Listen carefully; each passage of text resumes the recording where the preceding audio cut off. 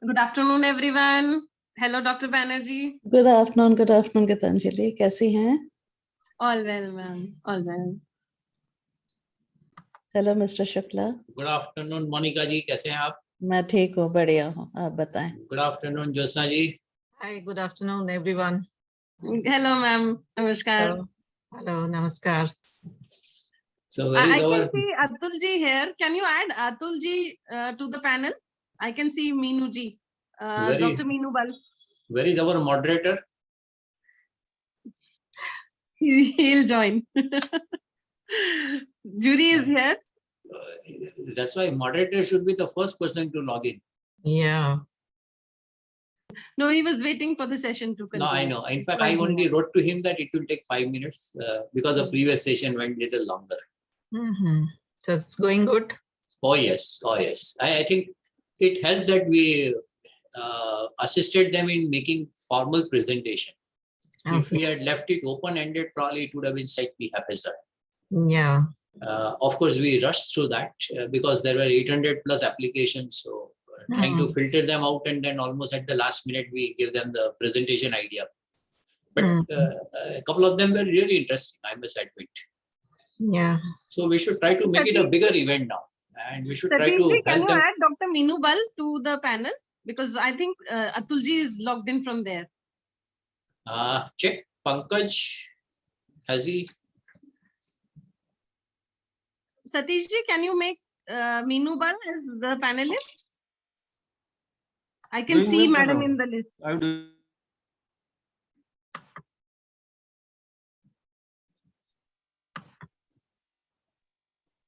So welcome everyone to this session on livelihoods. So we had received 117 entries. So 5 screened entries will be presented. So we have Dr. Monica Banerjee who will be giving the keynote. We have Mr. Bal and Jyotsna ji as the jury members and Mr. Pankaj Kapadia as the moderator of the session. So warm welcome everyone. There was one more person as a jury member, no? Ritu. I'll just correct. Professor Ritu Kataki may not join. And therefore, in her place, I will substitute Professor Ritu Kataki. I'll join you, madam. Okay, that's good. Yeah, please go ahead, Dr. Gitanjali. All the teams who are supposed to present, are they here with us? Good evening, ma'am. Yes, this is Yes. Minhaj Sheikh, Team Friends Campus. Okay, so you are here, right? You are ready with your presentation, right? Yes, so ma'am. just be here, and you've been made the co-host, so you can start the presentation. So first we'll have a keynote by Dr. Monica Banerjee. So I'm waiting for Pankaj. So we'll start in another 2 minutes. Sure, ma'am. He's Thank the you so moderator. much. Yeah, we'll start in another 2 minutes. I think he's having some connectivity issue. I can see him here. 1 second. Pankaj Yeah, Pankaj Kapadia. is here. Good. Let's go ahead. Yeah. Hi. Hello, Mr. Bal. Welcome, Hi. sir. Welcome. Warm welcome. Oh, hello, Atul. How are you? Hi. How? Kalpen, how are you? All well, all well. Life is good. Trust everything Great. is fine. Great, great. So, Gitanjali, how are you? All well. Jyotsna sir. All ji? well. Hi, how are you? We are Good, fine. great. Yeah, COVID times. Yeah. Yeah, but we are all safe, hopefully. Yes, yes. Yeah, Dr. Gitanjali, now Pankaj is also in. Atul is also in. Let's go Pankaj ahead. can start. Pankaj, Yeah. Pankaj, please take over your role as the moderator. Just a second, ma'am. I'm just had some connectivity issues. I'll take 1 more minute, please. Okay, okay. There's no more session after this, no? This is the last one. Yeah. This is the last one for today. So we have 2 more sessions tomorrow. One on waste and the other on environment. And then we have the concluding at 3:30 p.m. tomorrow. Okay. I hope, ma'am, you have got the evaluation sheet. Jyotsna Yeah, ji, it's there. Bal Yeah, it's sir? there. It's there.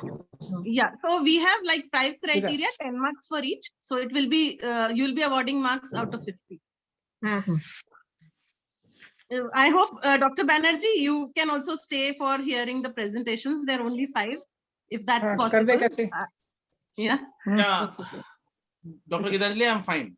Great. Okay, Pankaj, please take over. Hello, warm welcome to everyone. I welcome Dr. Monica ma'am and Kalpen sir, Atulbal sir, and Josna ma'am. And I'd like to introduce the panel first. Before that, I would like to give a brief idea about how we are going to conduct this session. So basically, this is a session on livelihood, which is a part of this global village conclave. Maximum. And IITD-AA is conducting these presentations so that people who are having aspiring ideas and they are doing some good work for the society, they do get some platform 11% to है battery. scale it up. So basically, today we will be having 5 presentations from different presenters, and each presentation will be given a time period of 10 minutes, and we will have a question session for maybe 5 minutes or so. So technically, we will have 15-minute session for every presentation, and after that, we will conclude with some of the remarks made by the jury members. But before everything else, I would like to introduce Dr. Monica Banerjee, who is our keynote speaker. So Dr. Banerjee is a PhD from CRDT 2004. She has an experience of promoting social enterprises for more than 2 decades. She has been associated with philanthropy and corporate social responsibility since the beginning of her development career. Her multidisciplinary background has enabled her to analyze and blend practices from the field with an academic rigor. Currently, she is the head of Interglobe Foundation.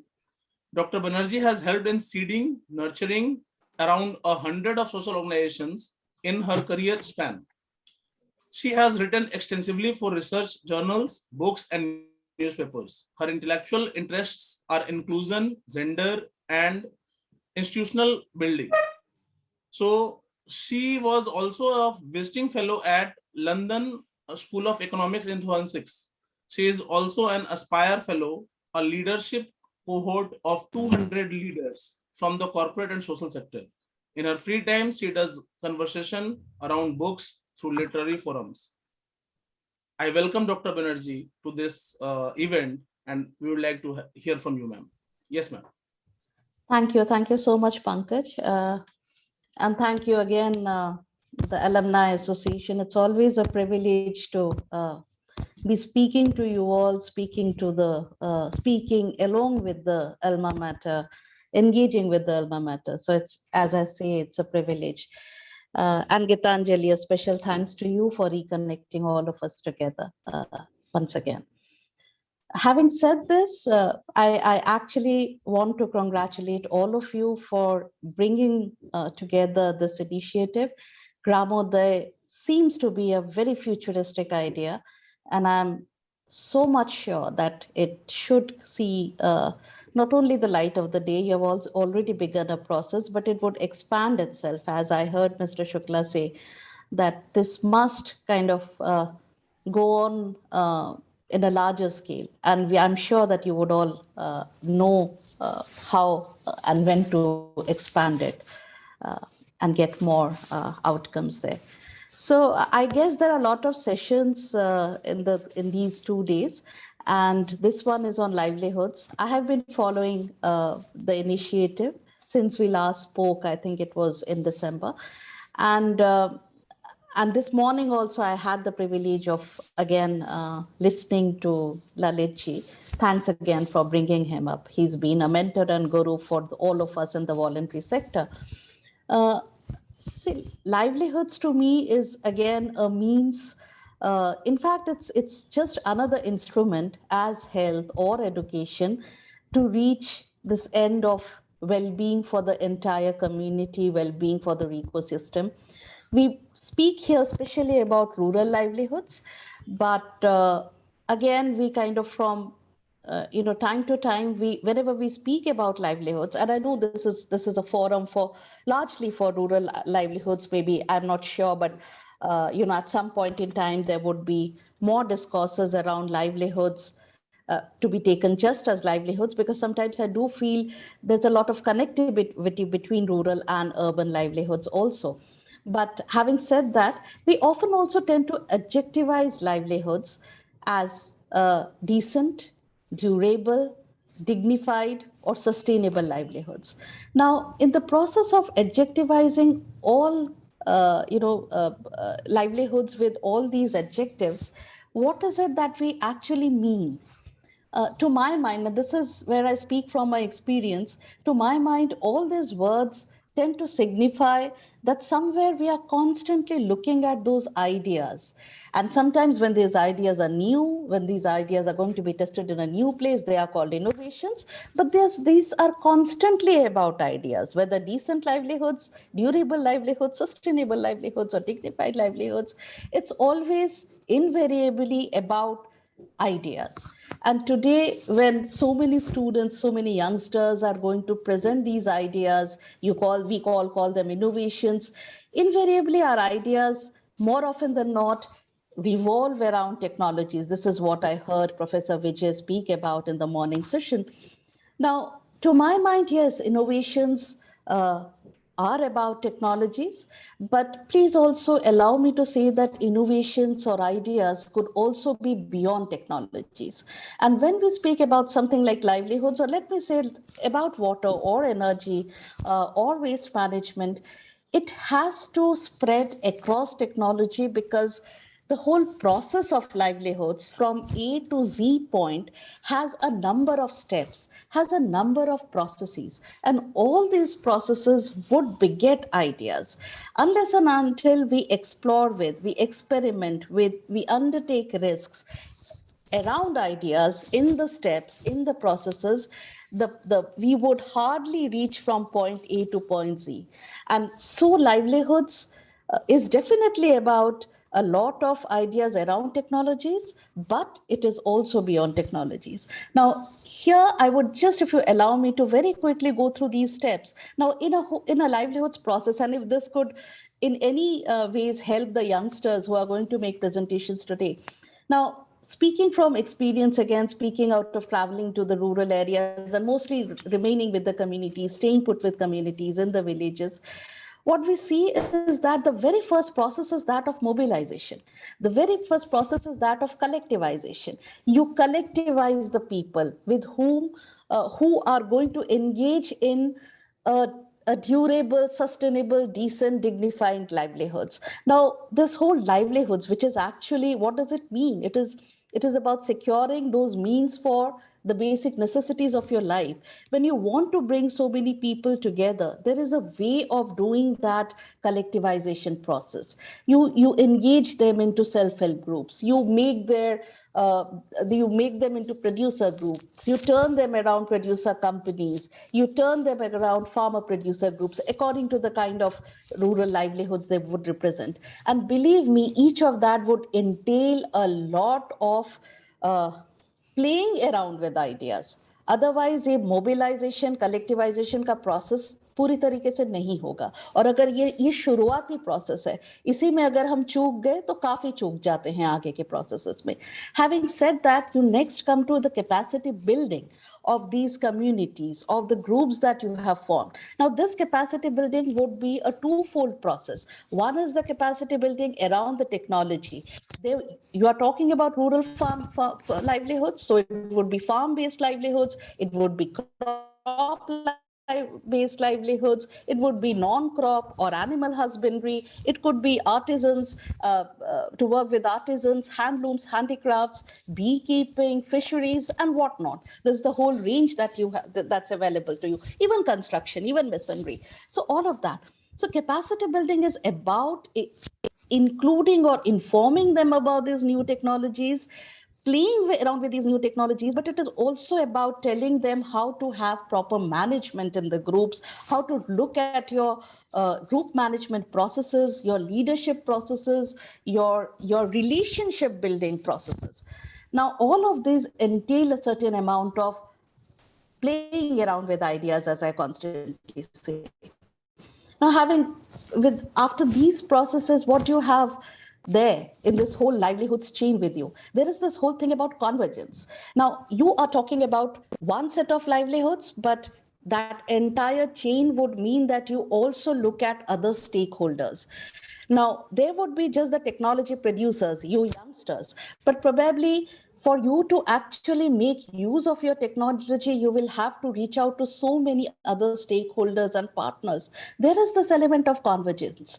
There is one stakeholder, maybe a voluntary organization who is doing the mobilization for you, but then there has to be the market, which you have to make ready for your livelihoods. Then there has to be looking at the livelihood support services, the banking institutions, the other networks. Then how do you also link it to the government schemes? There is Narega there. In Narega, nowadays, there is only some given set of livelihoods that is available.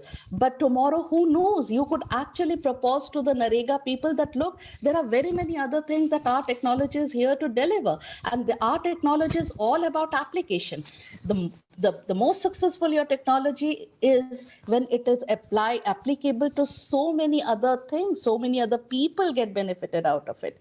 So as I heard Lalit Pandey also say in the morning, that unless and until, it's not about hovering from one project to another. It's about how does one technology relate itself to so many other opportunities around livelihoods or around other related things also. It could be education, health, nutrition, so many other things, or waste or energy, or other things that we are talking about under Gramodaya.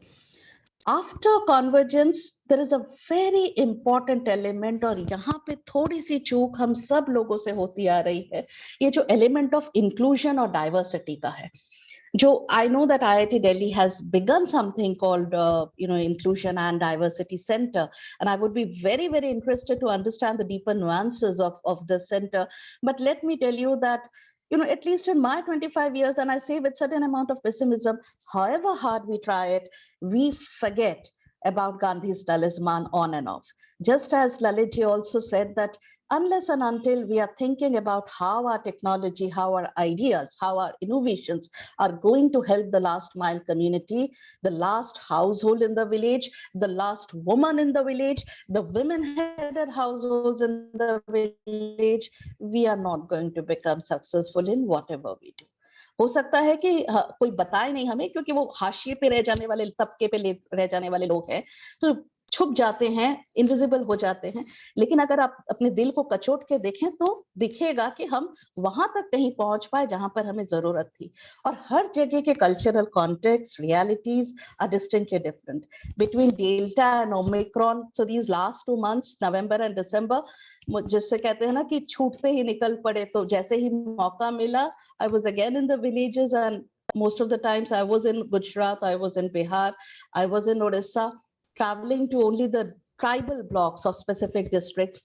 The cultural context, the realities are distinctly different in all the 3 areas, even though the community is that of tribals. The dynamics are distinctly different. So the solutions that you propose and the solutions that you enact, that you activate also have to be very, very context specific. And this is not going to be an easy thing. इसके लिए जो है एक बहुत बड़ा technology innovations के अलावा जो वो रिश्तों का जो इनोवेशन है, रिलेशनशिप बिल्डिंग, वो भी बहुत अहमियत रखता है, बहुत मायने रखता है. इस पर हम सब मिलकर कैसे काम करो, काम तभी कर सकते हैं जब हर कोई साथ जोड़ के काम करे. अगर मैं अपने वॉलंटरी सेक्टर में बैठकर कहूं कि एकेडमिक्स कुछ नहीं करता, या एकेडमिक्स बैठ के कहे कि ये एनजीओ तो सिर्फ पैसा खाने वाले लोग हैं, या हम में सभी एक दूसरे की हम खामियां निकालते रहे, तो कर चुके हम काम. जब बहुत मुश्किल है कि हम किसी चीज के जो नतीजा जो हम चाहते हैं उस नतीजे तक हम पहुंचे. Now, having said that, the final point that I wanted to make, in fact, the last but final point, is about scale, and because from scale the whole issue of sustainability would emerge. And here, where we voluntary action walas go completely wrong, We go wrong because we don't have the money more often than not. And I'll kind of very briefly give you an example.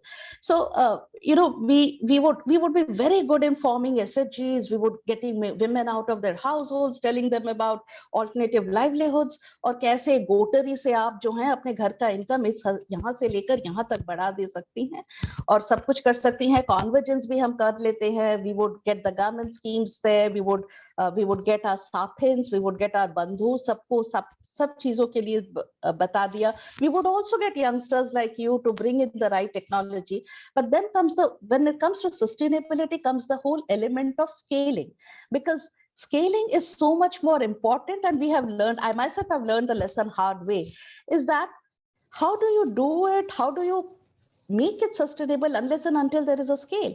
And the moment when I ask what is a scale, they would say, well, the scale is when there is the gotery that you are proposing, when there is a scale of at least there are 800, there is a slaughterhouse. The slaughterhouse is in the control of the women from a range of villages. And then this slaughterhouse would have to have at least 800 goats slaughtered per hour for 6 hours into 30 days. That would mean a scale.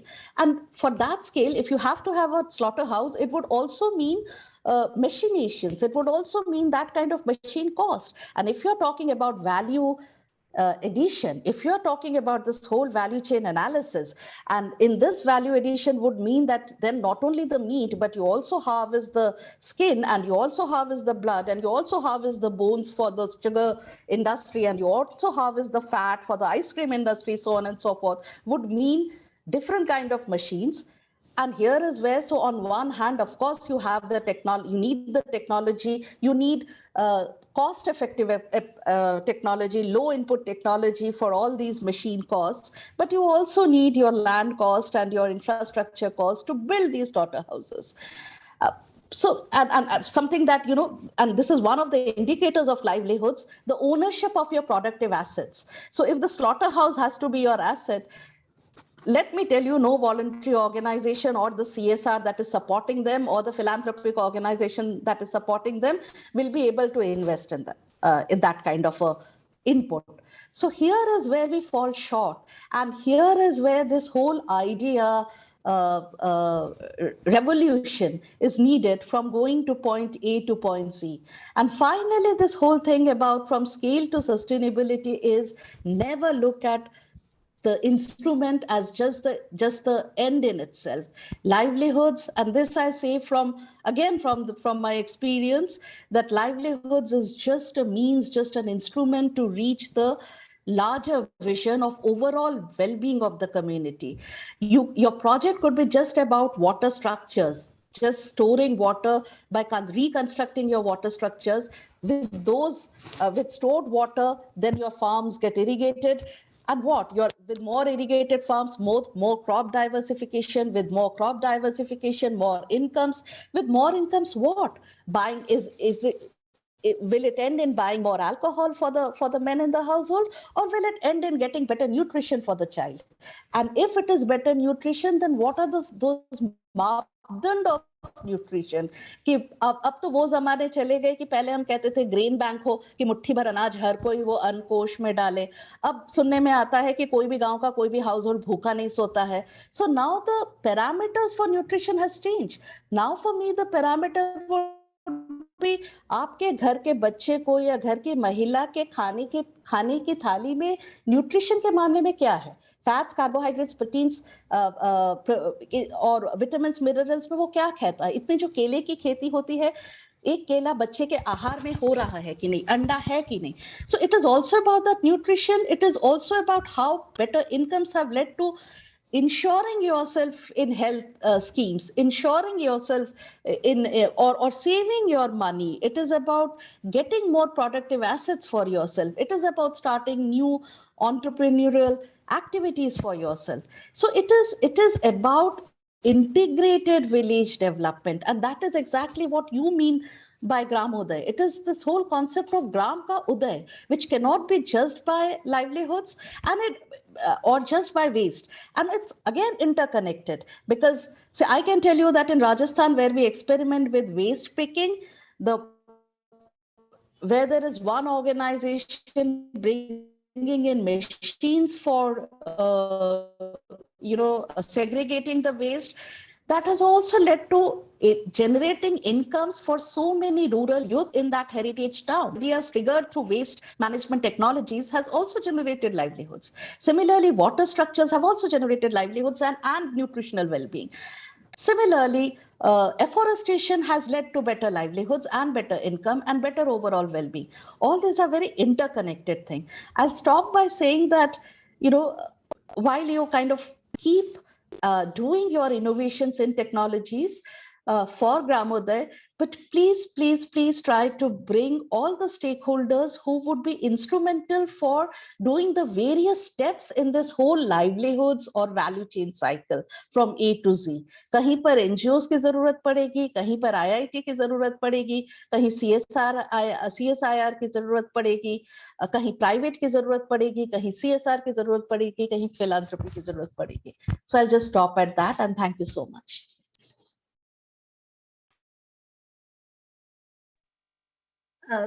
Thank you so much, Dr. Banerjee. Very valuable insights. And Pankaj, I'm interrupting, but I would request Mr. Bal, sir. Mr. Bal has a lot of experience of talking about rural initiatives, then livelihood. So, sir, very quickly, I would like to ask from you that since students are here with us, what would be your suggestions to those students who are today presenting innovative ideas, how best they would be able to execute? And this is from your experience. Jyotsna ji, please add also. Please, Jyotsna ji. Okay, thanks, Gitanjali, and hi, Kalpen, Pankaj, Gitanjali, Jyotsna ji, Professor Banerjee. I think Professor Banerjee has summed up completely each and every dynamics of the livelihood subject. I think she has covered up extensively. Now, my point about projects is very clear. When you are presenting a project, that means you are working on the project. I'm talking to the students now. If you are presenting the project, we expect that you are working on the project. If you are working on the project, I saw your presentations, your PowerPoint presentations. Let me be very candid. Those presentations need to be very professional, not in terms of only the content, but in terms of your understanding of the project and making others understand about the project. Professor Banerjee has given you a lot of tips, a lot of pointers. I think those will be very useful for you. And I have some 3-4 major pointers, which I would like to enumerate for the students. First of all, what is your profit aim in the project?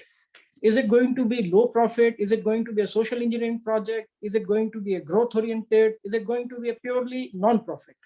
So you should be very clear in your project about it, whether you're looking at a profit at what level. That is point number one. And point number two is how much traction you have generated out of your project till now, whether it is at the infant stage, whether it is at the experimental stage, but some traction, some data you must have created out of it, which you would like to present in the today's presentation. I would like to see that. The third would be how much is your current financial strength? I'm talking about your financial strength. You may be very candid about saying that you need this much of money, you need this much of project funding, but what is your exact financial strength? That must be clearly spelled out. The fourth point I would see is, what do you expect from us? When I say us, means IIT Delhi Alumni Association, which has been, congratulations to Kalpen and Jyotsna ji and Gitanjali. Pankaj, you have done a wonderful job. This is a fantastic initiative. I think this was our dream for so many years. It's come true. Thank you very much for that. The fifth point would be, the fourth point was, what do you expect from us, from IIT Delhi Alumni Association?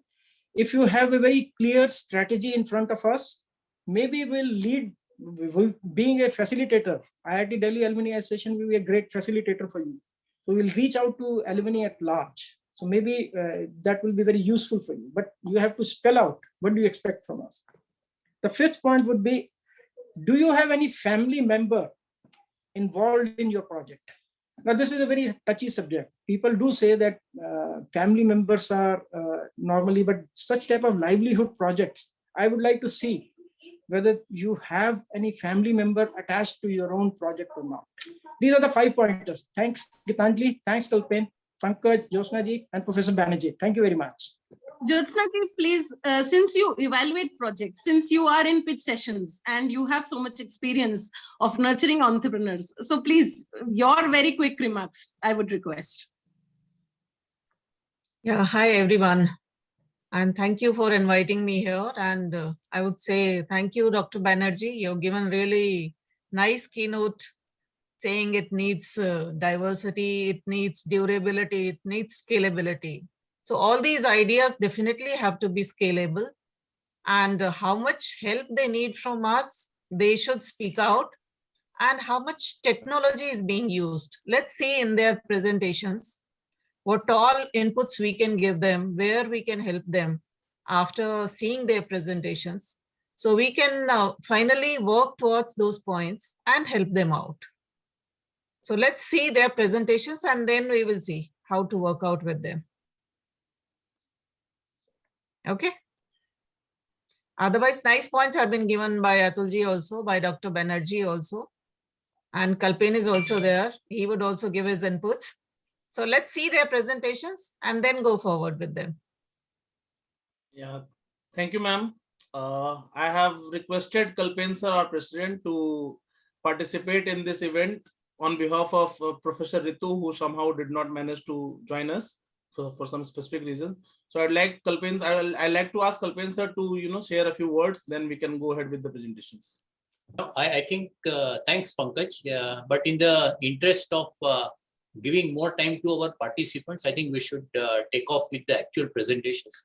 I think there are 5 of them waiting for us, so we'll give our feedback as we move forward. Thanks. Let's go ahead.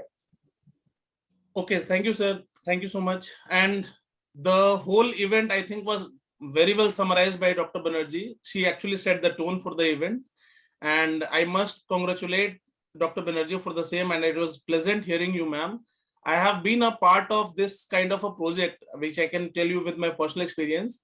I have been a part of a social engineering basically called Super 30. It is an initiative by a mathematician and an IPS officer. And I was a student there. And as you said, it is the matter of scaling up. Super 30 is an idea which can be taken up by anybody, and it can be extended to like anything. So these are some of the ideas which we should, try to focus on. And IIT Delhi Alumni Association, on behalf of the organization, I would like to convey to the participants that, as rightly pointed out by Atul Bal sir, that whether it is a profit making, whether it is a non-profit making, it depends upon your plan. But as an association, we would like to take it up as a non-profit organization, or maybe sustainability can be assured, and we would like to scale it up so that it reaches the masses, right? So without wasting any further time, I would like to invite the first participant, Dr. Akhilesh. Pankaj, apologies once again.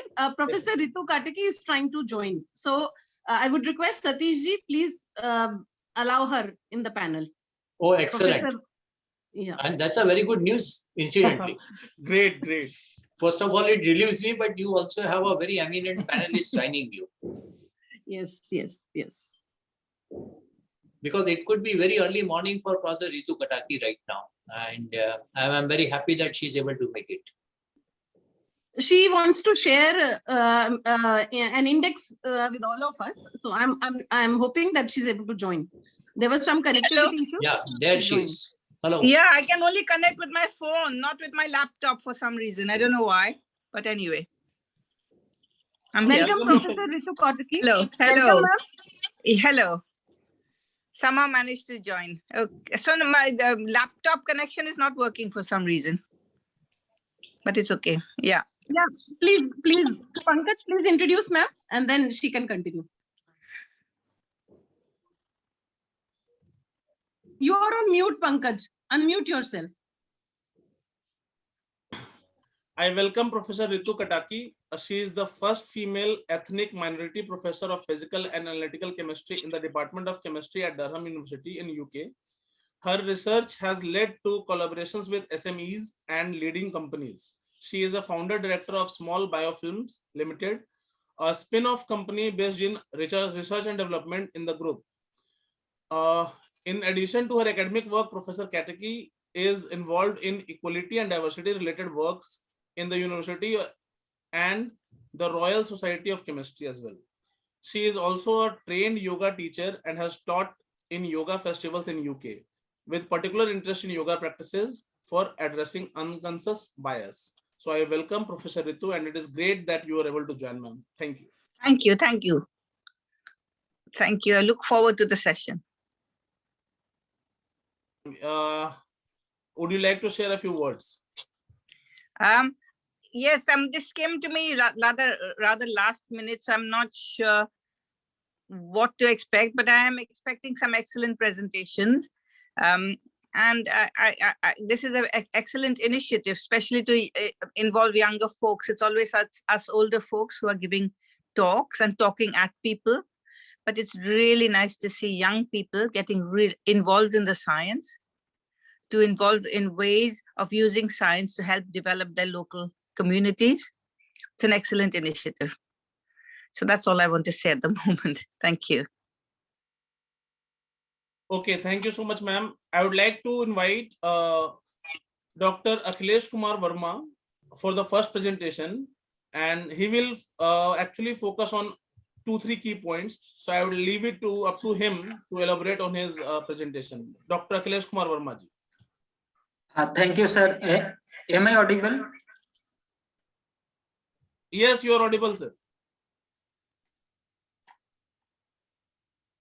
So it is showing host disabled participant screen sharing. So I could not share my screen. We will let you share your screen, sir. Yeah, done. You can do it now.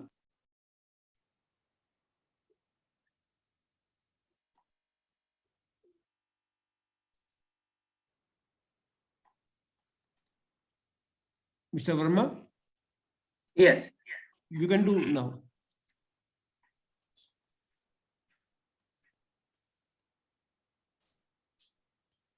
Is it visible?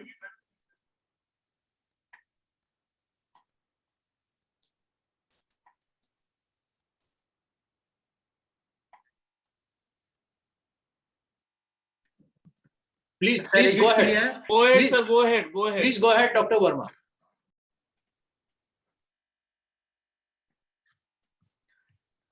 Respected all the jury members, the topic of my presentation is development of innovative method for nucleus design and implantation in pearl oyster, followed by community mobilization and sensitization for the freshwater pearl culture, leading to entrepreneurship development. The whole work was carried out in Cotton University. It is in Assam, Guwahati. So the pearl is a mineral produced in the pearl oyster and has been useful as a gem for a long time. So during pearl formation, what happened? We need to introduce foreign materials that is known as pearl nucleus, and then animal is cultured for a year to get a final product that is known as pearl. So recently, our Prime Minister of India highlighted the importance of freshwater pearl culture in 2020, and he also encouraged several farmers to come forward and use the technology for freshwater pearl culture. So the main objectives of my presentation is nucleus design, biopolymer coating and implantation in pearl oyster, that is the mussels. Second objective is development of commercial finished product, that is polymer coated nuclei. And the third objective is community mobilization and sensitization for the freshwater pearl culture by conducting training and workshops. So this is the slide which is showing when a conventional nucleus is introduced or implanted into the animal body, then attachment takes place and it needs 60 to 65 days. After attachment, the animal is cultured for the next 11 to 12 months, and then finally pearl is produced. So what happened if the nucleus is conventional? what I mean to say, like without any kind of modification, raw nucleus, then what happened? Mortality of animals occurs, that is close to 30 to 50% death of the animal observed. At the same time, the quality of pearl is also average. So best quality pearl is not possible by using conventional nucleus. So these are the two challenges that we observed during our research work. Number one is the mortality of animal, and second is the quality of the pearl. So my intention is how to reduce the mortality and at the same time how to improve the quality of the pearl. These are the two major challenges that we have tried to solve through our innovative idea. So these are the different chemicals that was used for coating the nucleus. So just now I said conventional nucleus, that means the nucleus is raw. Using that raw nucleus, what we have done, we have coated with the different chemicals. Excuse me, Dr. Akhilesh. Actually, your slide is not moving. We are stuck at the very first slide. So can you please do the needful? Yeah, go ahead.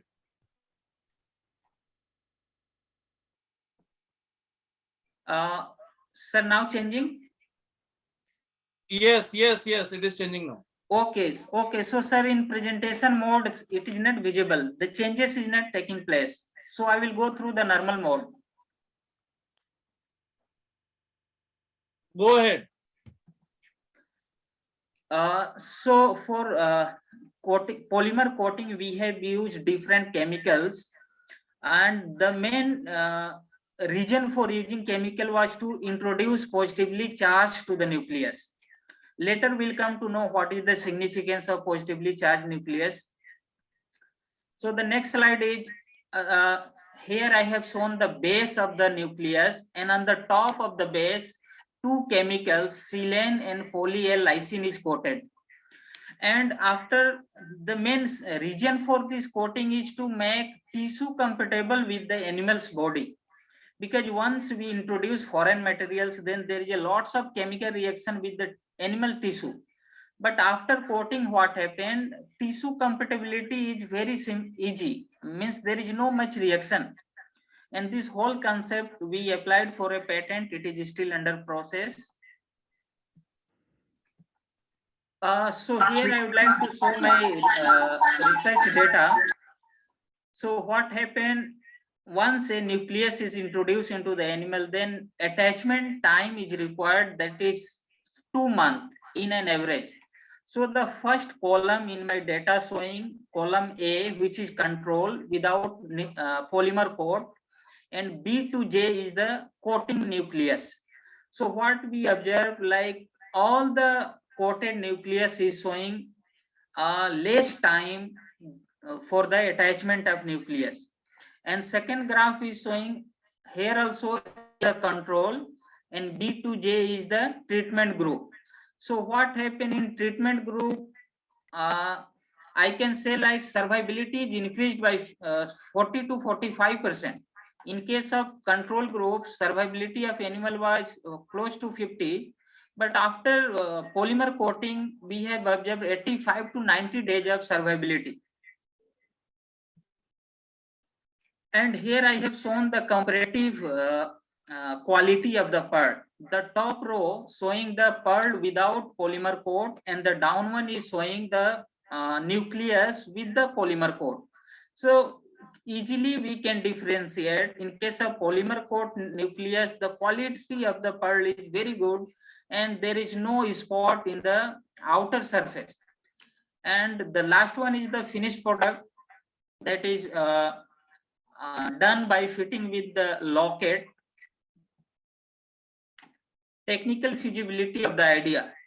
So my presentation is focused with the entire Northeast India, but the whole concept can be replicated anywhere in any part of the country. So pearl oyster are distributed in all the water bodies of Northeast India. They are collected, conditioned, and then used for freshwater pearl culture. Pearl culture can be done in aquarium, plastic tank, drum, tray, river, and ponds. So any water body can be used for pearl production, and the three main species that is used for pearl culture is L. marginalis, L. jenkinsianus, and L. coreanus. These are the very common and it is found throughout the India. Uniqueness of the solution. So what unique development we have made, that is we have coated nucleus with the different chemicals, and that chemical provides positive charge to the nucleus. So if the nucleus is positively charged, then what happens after inserting into the animal body during surgery, the oyster blood get accumulate around the nucleus, and oyster blood is negatively charged. So if the nucleus is positively charged, then there is a very good aggregation with the blood. And once there is a blood aggregation surrounding the nucleus, then only pearl formation starts. So polymer coating actually facilitates the pearl formation because of the charge differentiation. That innovation involved in the present study is artificial induction of pearl formation using biopolymer coated nucleus in freshwater oyster from Northeast India. Second one is the development of commercially viable finished product. And the third is biopolymer coated nucleus is not commercially available. Therefore, our product may have competitive advantage over conventional nucleus. So here I would like to show two data. The first data is from the Gems and Jewelry Export Promotion Council. Here the blue line indicates that pearl and the stone import in the country is $1,485 billion in the year 2017 to 18. The second data is from Commerce Ministry of Data, which is showing like $3,829 million is the import. That means we are not producing sufficient amount of the pearl. That is why we need to depend on other countries. Therefore, the present invention may help or may facilitate farmer or pearl grower to go through the technology and start doing pearl farming. Okay, so the table of this slide showing that if conventional nucleus is used, then it cost is 2 to 5 rupees, and there are different grade of the pearl. Here I have shown 3A, AA plus, AA, and A. These are the 4 grade. So in conventional nucleus, best quality pearl is not possible. Moderate quality and low quality of pearl is possible. But after polymer coated, we have observed that AAA and AA positive pearl is possible, which cost is high as compared to low quality of the pearl. So if a single pearl with the nucleus cost 3 rupees is introduced into the animal, then AAA grade of pearl is produced, which cost is 1,000 rupees, which is not possible with the conventional nucleus. The pearl culture technology may boost startup in the biotechnology. At the same time, it can generate entrepreneurship of the different region. And this pearl culture can also restrict the interstate movement of unemployed youth, as it has been greatly observed in case of corona pandemic.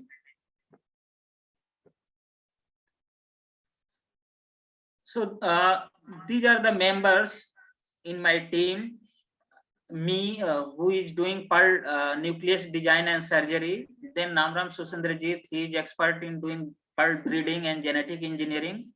Rohit Agrawal, he is the product development officer, and Nabin Kumar is engineer basically, who help in designing the tool. This is the prototype of my product. So we have developed 2 commercial products.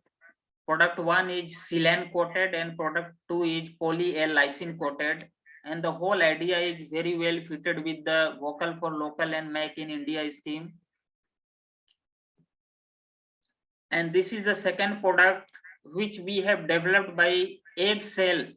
So we all know egg cell is waste product, but using that egg cell, we have impregnated with the antibiotics, and then we have gone for the biopolymer coat.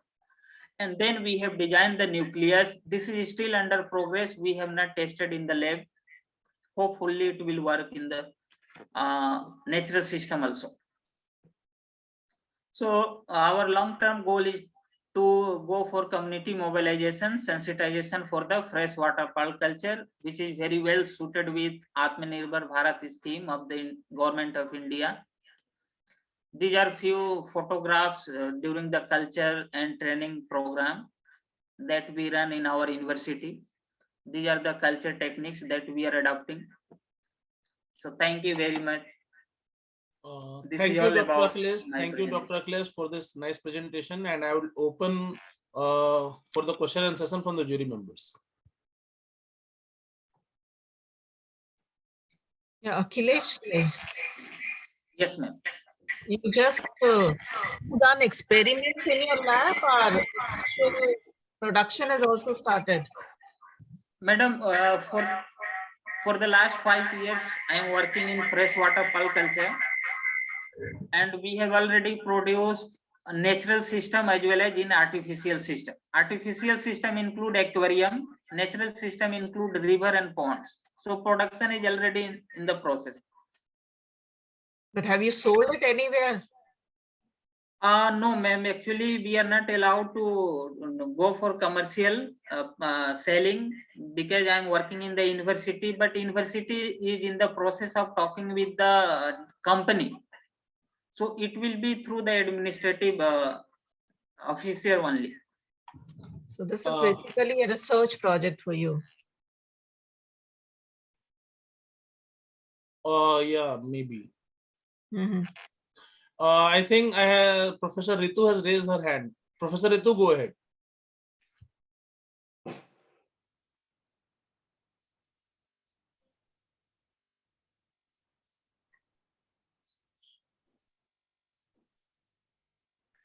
Professor Ritu, are you there?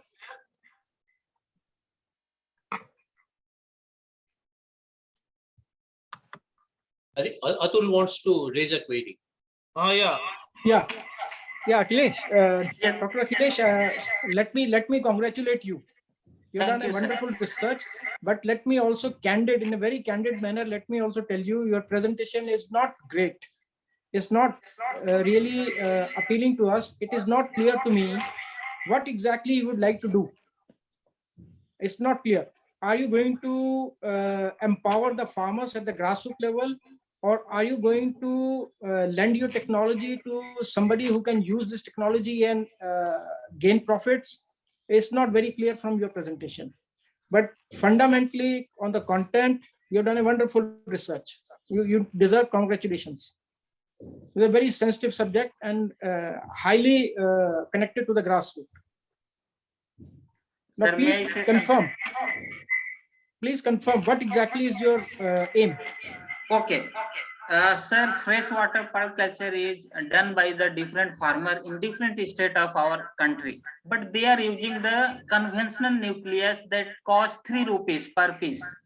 And once the conventional nucleus is inserted into the animals, then tissue reactivity takes place because of immunological reaction, and that is why animal death occurs. So what we have done, we have coated with the biopolymer so that tissue compatibility will be possible. There will be no much immunological reaction. And we have found that animal survivability increase up to the 95%, 90 to 95%. So my intention is to reach the whole technology to the farmer. Those who are using conventional, yes, they can use the polymer coated nucleus. That this is more important. That what exactly is your aim? Your aim is to bring the technology to the farmers who are going to cultivate this this particular pearl culture. Yes. Excellent. Good. Any of your colleagues are with you at this moment? Yes, sir. Would they like to say something on the project? They are not with me, sir. I am presenting from my home only. Okay. Now tell me, what are the possibilities of failure? Sir, like I have tested in 3 different species. So that is L. coreanus, L. marginalis, and lemillodens. So I don't know about the other species, whether it will be useful for that or not. So we need to go for testing in other species also. Okay. What exactly you, how IIT Delhi Alumni Association can join hands with you? What exactly you are expecting? Sir, IIT Delhi Alumni Association may serve as a good platform through which I can reach to the farmer, or I can go further detail to popularize the idea. But IIT Delhi Alumni Association is not the platform for the farmers. But sir, if any scientific invention is coming out, so definitely IIT Delhi will help to popularize the technology. Okay, you're looking at popularization of technology through this project on Yes, sir, IIT Delhi platform. mainly grass level implementation. Fine, fine. Thank you, Akhilesh. You've done a good, fundamentally very good research on it. Congratulations. Thank you. Akhilesh, you are also saying that you only do that nuclear implementation and surgery. So how would you popularize it? Others would have to learn all these techniques. Yes, ma'am. The whole coating process is very simple. Anybody outside science stream also, they can come, they can learn the technology. So even a farmer without basic knowledge in science, they can learn how coating is done. How much time it will take? Meaning you will have to educate all those farmers. Yes, ma'am. It required 6-hour timing, and in a single day, 1,000 nucleus can be coated.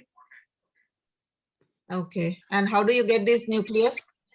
Nucleus, we are having mold. So using mold, you develop different design based on the commercial demand. Okay.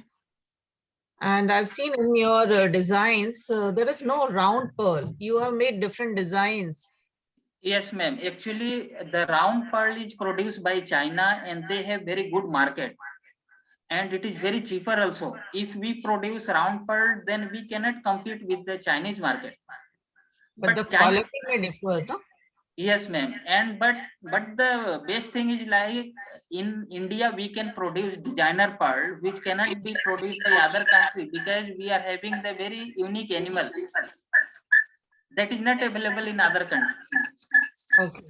Okay. We have Professor Ritu with us. Ma'am, you are supposed to say something. Yeah, can you hear me? Yes, you are quite audible. Yes. Okay, thank you. Yeah, I have 2 questions. Do you know who your competitors are in this market?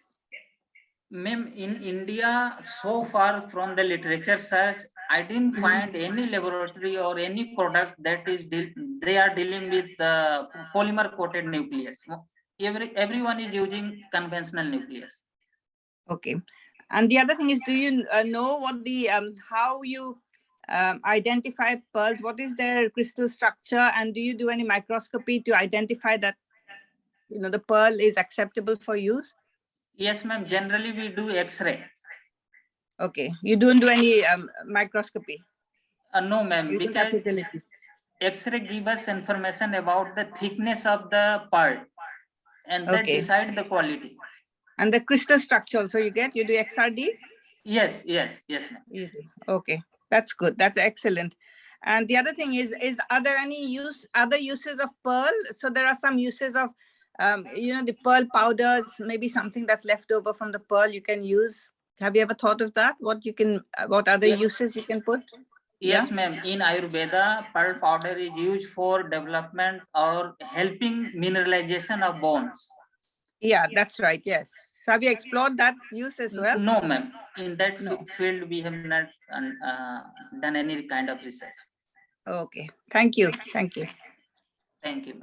Okay, thank you, Dr. Verma, and we will move on to the next presentation. And I will request everybody to stick to the time also.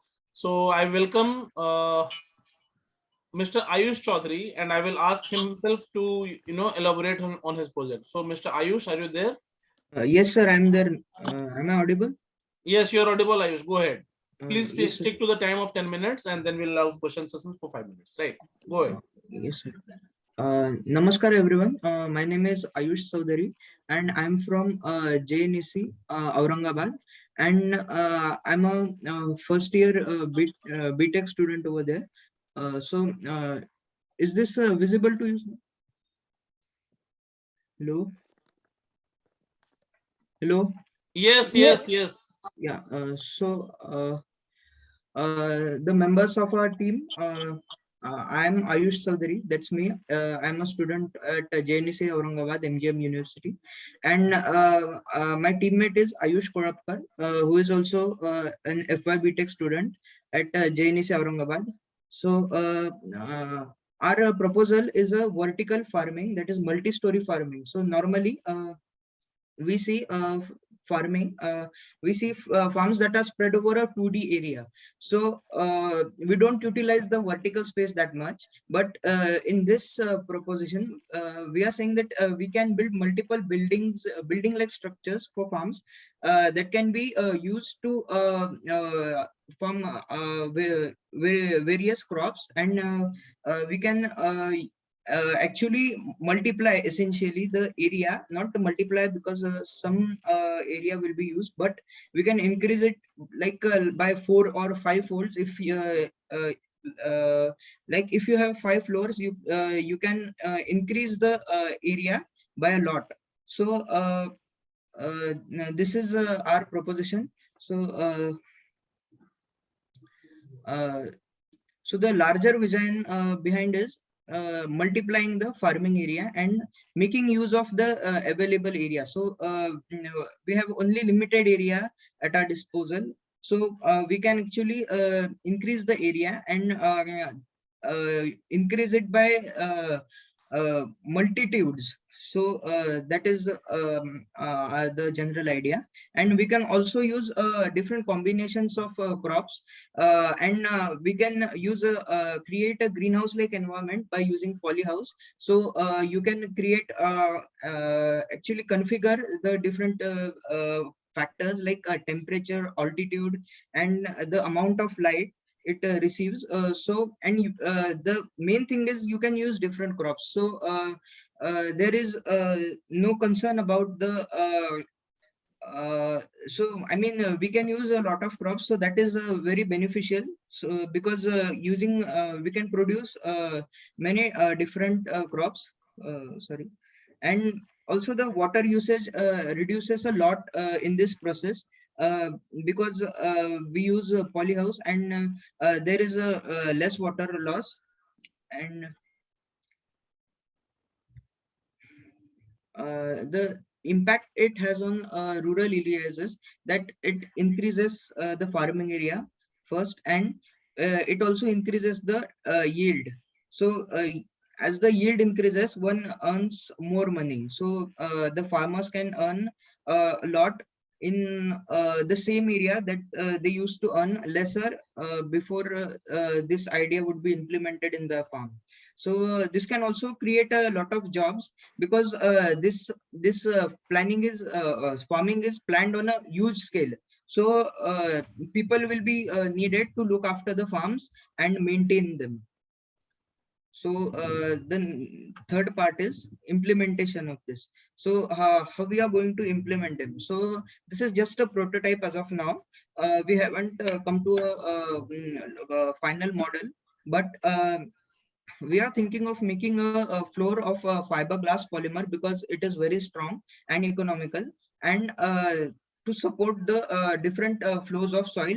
And we are thinking of using steel support structures to support, actually act as pillars over there. And the panelists should note that these are not final structures, these are just prototypes. So there there may be some problems with these. And we also need to emulate suitable conditions for crops by artificially regulating these supplies. So we can actually emulate different kinds of conditions, and we can give it water and use different kinds of configurations and simulate them in by using greenhouse like conditions. And the floors are going to be accessible through ladders because they are going to be buildings, so like building like structures. So in order to reach the upper parts of the upper floors of the structures, we need to climb by using ladders. So we will have to use ladders for it. And so this is a 3D rendering that we made. So as you can see, these are just racks we see here. And so these are very tall structures, and it is 2 by 32 meter square. And like you can see here, we can keep different make different floors. So as this visual representation must be enough to understand our basic idea.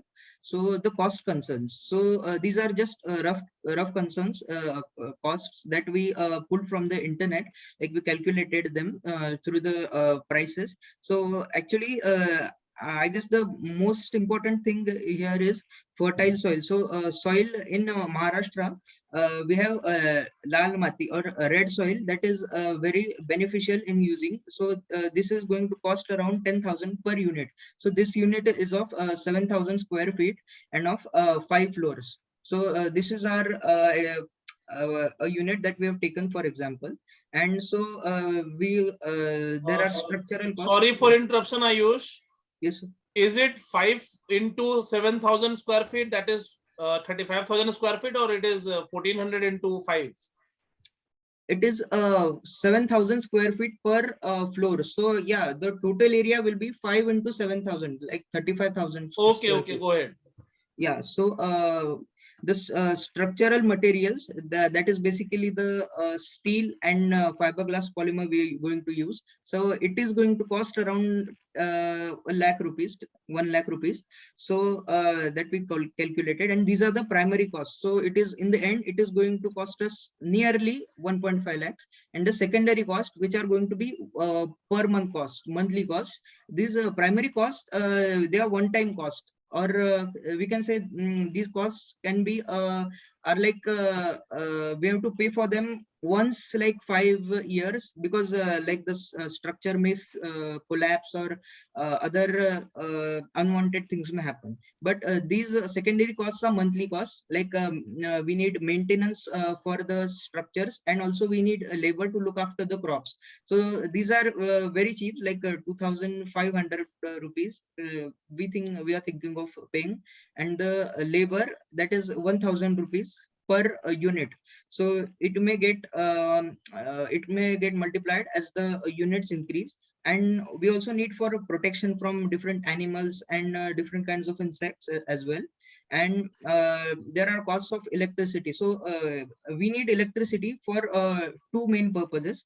That is for providing light to the crops that are in the downward levels, in the levels that are the first and second levels, like that, because sunlight doesn't reach them. So we need light, the first thing. And the second thing is we also need water we need to water them. So the rough cost of final rough monthly cost would be rupees 1,000 for electricity. So these all of them tally up to rupees 5,000, that are monthly cost for total maintenance of these farms. So we have identified some problems, like reach of sunlight to lower floors. So we solved them by using lights that are actually being used in different greenhouse environments. Also availability of water. So we also solved it by using different kinds of water supply mechanisms, motors. And also there should be ease of access to the upper floors and the floors that are not usually reachable, like you can't reach to the center. So we can access them by using ladders. And because of this problem is also solved. And the thing is, water may seep through the soil. So the thing is, like water might come out of the leaks and different kinds of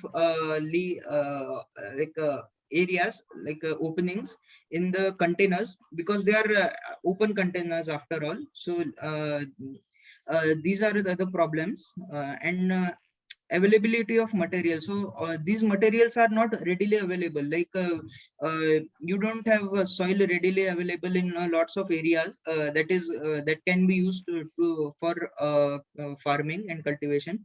And we also pillars and floors are available, but they are not available as cheap as we want them. So that is also a big issue. And the stability of the structure. So we have not done our research in stability these structures. So we think that this structure might be unstable. So we will have to look into it. So these are all our unidentified problems. And the next part is raising resources. So how are we going to raise resources? So these resources can be acquired by collaborating with the people, with companies. Like there's something called CSR fund, that is the corporates are responsible for the society. So they have to give a part of the earnings to the people. So we are going to persuade them to invest in our projects, and also taking advantages of government subsidies. So we might apply for different kinds of subsidies of the government in order to materialize a project. So so these are the points. And we can also raise resources through funding. Like we can ask on the grassroots levels, we can ask people to give us money. Like we can go through towns and villages and ask them to fund our projects in order to so we are going to give back to the community. So in order to do that, we also need funding. So we are going to first ask them for it. And also by organizing charity events, like in the cities, and going to people's houses and appealing to them that we need funds, because we are trying to better the lives of our farmer, like, or Bari Raja as we call in Marathi. The next is existing solutions. Though, so there's a town called Ghuti near Nashik, where these kind of farms are already being done. We didn't know that this was being done right when we started doing our research. But as we know, these are all of implementations. So this video, this talks about the implementation that is going on in the town. So, and as the time constraints are very less, I will have to skip the video.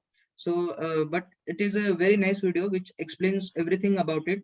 So basically, the gist of the video is that they grow turmeric, and the area increases by like a lot, because they are using different floors, and there is also no need to do tillage, and there are no pests and all, because they are all containers, like isolated containers. So the it doesn't the pests and all don't spread through them. So it is a very manageable farm, and it also increases yield by a lot. So all right. Thank you, Ayush, and the session is open for the questions. Okay, sir. All the jury members, they are open for the questions. Yes, please. Though I have one small query, Ayush. You said monthly cost. You said labor will cost ₹1,000. I mean, is it possible labor cost to be 1,000 rupees per month?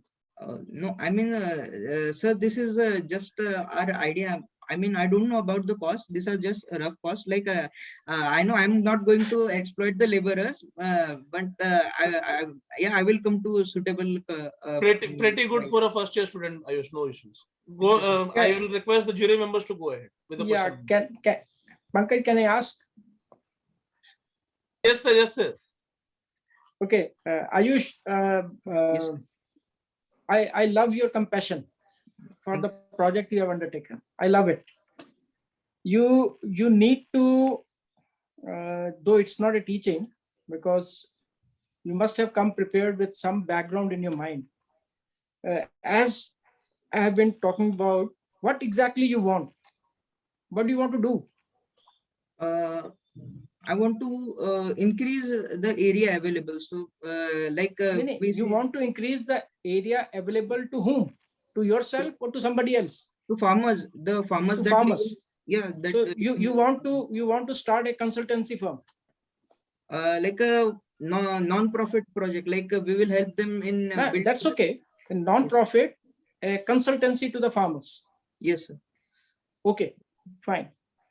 I really tell you, although your data, your project as such was not very professionally presented, but the subject is of deep interest at the grassroots level. And I tell you, you seem to have a beautiful nag on that, but a lot of objectivities are required at this stage, Ayush. A lot of objectivity. I'll tell you, give you an example, because when you present the case, when you say they will need more money, they'll minimize land, a lot of jobs, increase farming area, suitable conditions. Now, all these are appears to be conjectures. These appear to like something wish list, which is fantastic, nice, but you need to have more objectivities in your presentation. When you say it will increase farming area, come with the objectivity. It will increase by 70%, 40%, 60%, some objectivity with your experience at the grassroots level. So that will help you in really identifying what exactly you want. I'm not very convinced that you simply want to open up a consultancy firm, NGO or a NGO. You want to do something more, and probably you are unable to express. But your love for this subject is deeply appreciated. Thank you, sir. Deeply appreciated. Thank you, sir. Yeah, hi Ayush. You just have these ideas on paper, or have you tested them also in some form or somewhere, someplace?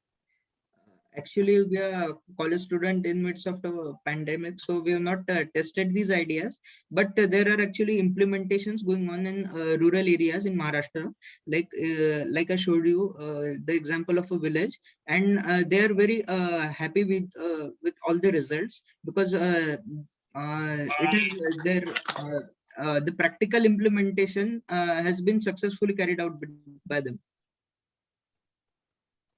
Okay, what all they are growing? Only turmeric or something else also? They are growing turmeric because it is in high demand. So that's why they started with turmeric. But you can virtually grow any crop in it, because it is nothing but just stretching our farms in a 3D space. So what you can grow on land can be grown on these floors. That's okay, but Josna ji, this used to be a very typical example if you really know about mushroom farming. Yeah, and there is a startup. There's a startup. Mushroom. This is something very typical in mushroom farming. It's a vertical space which has been carried out. It's an excellent idea as such. I think they need to work very strongly on this subject. And also, hello, Ayush. Yeah, height of the plant is also looked at. No, mushroom maybe plant height of the plant is small. Turmeric also height of the plant is small. Yeah, that has to be there. Yeah, the specific variety of farming which needs to be implemented, but there are a lot of some nutrients which can grow. It's an excellent idea. Yeah, Ayush, I was very impressed with your presentation and your enthusiasm. Really good. And I really like the way that you've thought about avenues for acquiring funding. Thank you. Yeah, so all that was really excellent. But you're only first year, so you will grow and you will learn as you progress. So thank you. Thank you. Yeah. Thank you, Ayush. Thank you, everyone. And we will move to Mr. Minhaj Sheikh for the next presentation. So, Mr. Minhaj Sheikh, are you there? Yes, sir. Thank you so much. Yeah, go ahead, Minhaj. A very good evening to all the IIT Delhi Alumni Association members, the jury members, and all my fellow innovators. Thank you so much for giving me this opportunity to present the idea of Friends Campus. I hope my video and audio is clearly audible and visible to everyone. Yes. Yes, go ahead. Sharing my screen.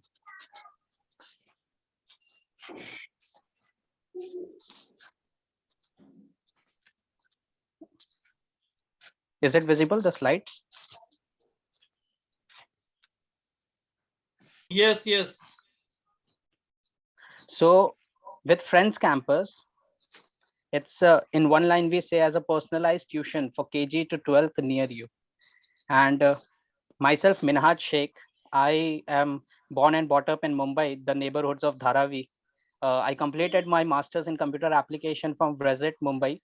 And then I started working in educational organization. But since 2012, during my college years, I started giving private tuition to my neighborhood students because I was the only one educated in my neighborhood. And during my 11th and 12th, it was very difficult to get guidance for any higher level education that I was looking for. So that was something that motivated me to start giving private tuitions in the evening time. And through, you can say that that was the seed from which Friends Campus, the idea came up. So if I say about the introduction part, at Friends Campus, we provide personalized one-on-one private group tuitions to K-12 students through network of curated tutors and coaching institutes. We say that we are the first tuition network providing after-school tutoring programs, classes conducted online, home, or coaching institute, which are run by onboarded institutes and tutors by Friends Campus. Our larger vision is to become an organization that empowers the educators and learners to achieve more. And we are on a mission to provide personalized education for every student in India. Now, if I define the idea, every learner we believe is unique and they learn at their own pace and style. Thus, personalized education can bring the most to their potential. The challenge with the current education system is that not every student gets the right support to help and learn. Like if we say there are few good institutes like IITs, IIMs, and few universities and schools which actually are able to provide better education, but the larger section of the pyramid that we have in India are still lacking that support that they need, and therefore the need of a personalized education arises here. It's important that every student can work on their learning goals, because we can see that the next Abdul Kalam or the next Kalpana Chawla is residing in the areas in India which are not in the urban section, but maybe they are present in somewhere in India in a local rural area. But approaching to those, creating a standardized quality education system, it already is a big challenge, and this today depends solely on the teacher. If a teacher is good, the students who has access to that teacher, that institute, they do good. Otherwise, a bright child can get lost in the life. So we want to standardize this process by onboarding teachers, by providing the required training and the right technology content growth support to cater these students. Now, how we identify the need for this idea? See, personalized learning is a challenge at school. Due to high teacher-student ratio, not all students receive the attention they need. Most edtech and e-learning platforms that are coming up today, they are targeting the upper 2% of the rich families, because that is the place where they are getting the revenue generation. But the bottom of the pyramid, which needs the most help in terms of education, is been neglected. So even private school going students are poor in basic reading and mathematics. And through my personal experience in the past 10 years while providing private tuitions, I have felt this thing. We need more trained and passionate teachers to motivate these learners. And if I say there is no centralized quality control process to track teaching learning activities at a nationwide scale, our target beneficiaries are the parents who are looking for a better educational service, whether they are residing in urban slums or urban middle class families, or a rural parent. The students who are unhappy with untrained, sometimes rude, non-supportive tutors, even in government and private schools, and also someone who is taking a private tuition. Tutors, institutes, or schools who are looking for technology, growth support, and want to help their students reach to their full potential. They are thinking in an innovative way. They are also our target beneficiaries. And companies and organizations through CSR activities, employee benefit programs, because all these people working there are also parents. So we are also looking to reach their children through our strategies. What value we are going to provide? Standardized, reliable, trusted network of teachers, multiple mode of learning. It can be at home, at the student's home, institute nearby, a school, or even online as per the location and the requirement of that local community. Easy payment option in terms of paying fees and where we are charging for the student in places, and systematic learning teaching plan designed by experts to help these students achieve their full potential. Also, we are looking to train teachers who are friendly, supportive, and helpful, to recognize these teachers, to onboard them, and to provide them with the required support. Educators can focus on what they love, that is teaching. And we at Friends Campus are taking care of the curriculum, the technology, marketing, promotion through our partnerships and our expertise. Now, the potential that we can make in this market is that the available market is of 30 crore students as of today, and 20 lakh teachers are already there in India. But I know that 100% servicing to these large number of students is a big problem and challenge for the government itself. So for an organization like us who have just started up, it would be not possible to give service to all of them, but we can start small. And the total serviceable market which are available today, 7+7 crore students, they are taking some form of tuitions or personal guidance somewhere. And 14 lakh tutors are there who are providing tuitions to these kind of students. The tutors are private tutors, they are college going students, volunteers in NGOs, and different sort of people who are actually motivated to help the nation grow by teaching the students. So our market share, where we are looking for in a long term, is that at least we reach to 30 lakh students first, taking tuitions with 1 lakh partner tutors or institutes or schools or NGOs, through which we will reach these students, and then we can grow it as and when. Yes, there is competition, because education, every home has a child, every home has a learner, and there are some form of education reaching them today. It is not that we are someone who is providing education for the first time. So there are online aggregators like Urban Pro, LearnPick, GenX Tutors, who are catering to the urban population. Then there are e-learning platforms nowadays. These are very famous names, and these are been taken as a branded edtech names like Byju's and Academy, Vedantu, Human. These are also catering to students, but again, not for the pyramid that needs the most of the education. But yeah, directly, indirectly, they are also reaching to the students and their educational requirements. Then offline, physical, if we say, there are local tutors, local teachers, branded local institute who have hundreds of centers in different location of India. So these are the people who are already, and we say it as they are not a competitor. Yes, they are into competition, but actually they are doing the good cause of teaching the children. But yes, as an organization, we should know who are also in the same domain. So these are the people who can be considered as a competitor to us. What we have did till now, how we can say that we have proved our concept. So we already have 5 tutor partners and 3 institute partners in Mumbai, 1 tutor partner each in Bengal and UP, Uttar Pradesh, to test the market of the low level of the pyramid. Then educators are believing in us. We have listed already 20 educators on our website. We have already launched our website, and 200 plus educators have reached us to get onboarded with us. So they are still in the pipeline. We are reviewing them to be onboarded. Then to 400 students we have already reached organically.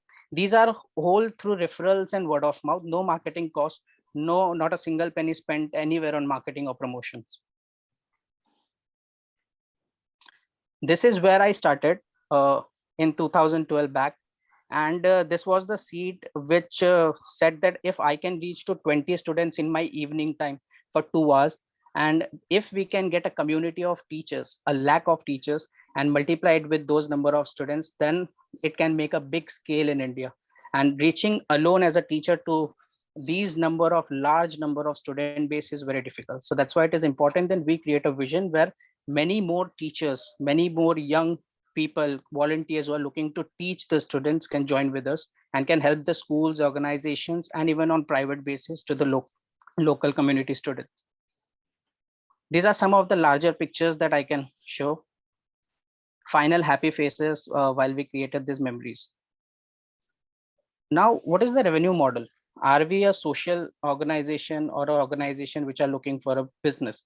So we have given a thought to it that can we become a social organization? But then we come up that already there are social organizations which are trying to provide education. But unfortunately, we have seen that parents feel that a social organization is not going to give the utmost quality to a child. And this is unfortunate, but this is something which we have come up by talking with the parent. They think that a private institute or a private provider gives a better education. So that's why we have designed our model kind of like a private organization. So we do a revenue sharing with partner institutes or partner tutor on the fees that we collect. These fees can range from as low as 150 rupees per month to till now as high as 3,000 rupees per month in urban locations where we are present. Non-partner educators like tutors or institutes who don't want to partner with us, but they are looking for any expertise that Friends Campus can provide. So we can provide technology services to them, like helping them with how to, use the technology to better service to their students, or growth promotional fees. And also we are looking for CSR fundraise activities to the companies and organizations who are looking to cater to the, students or create a social impact. We have a team, Minhaj, myself, Akash, and Zed. We three are working on this idea together, and we are trying to create the next bunch of tutor communities and support the Indian landscape of education through our small steps and making it into grow into a big organization, which at the end of, can cater to large number of student base with the help of the idea that we want to grow. Thank you so much. I open up for any question if needed. Thank you, Minhaz. And I ask the jury members to go ahead with the question and answers so that we will move on to next. Yeah, over to you. The session is open for Q&A. Okay, if no one's asking, it's excellent initiative. I appreciate it. It's something very close to my heart to reach out to the young people who don't have access to good education. I would like to ask a few questions. Thank you, ma'am. You're talking about distance learning. So if it's distance learning, you mean web-based learning? Actually, it is not just distance learning, but it is an all-mode community-based learning. Community-based learning. Correct.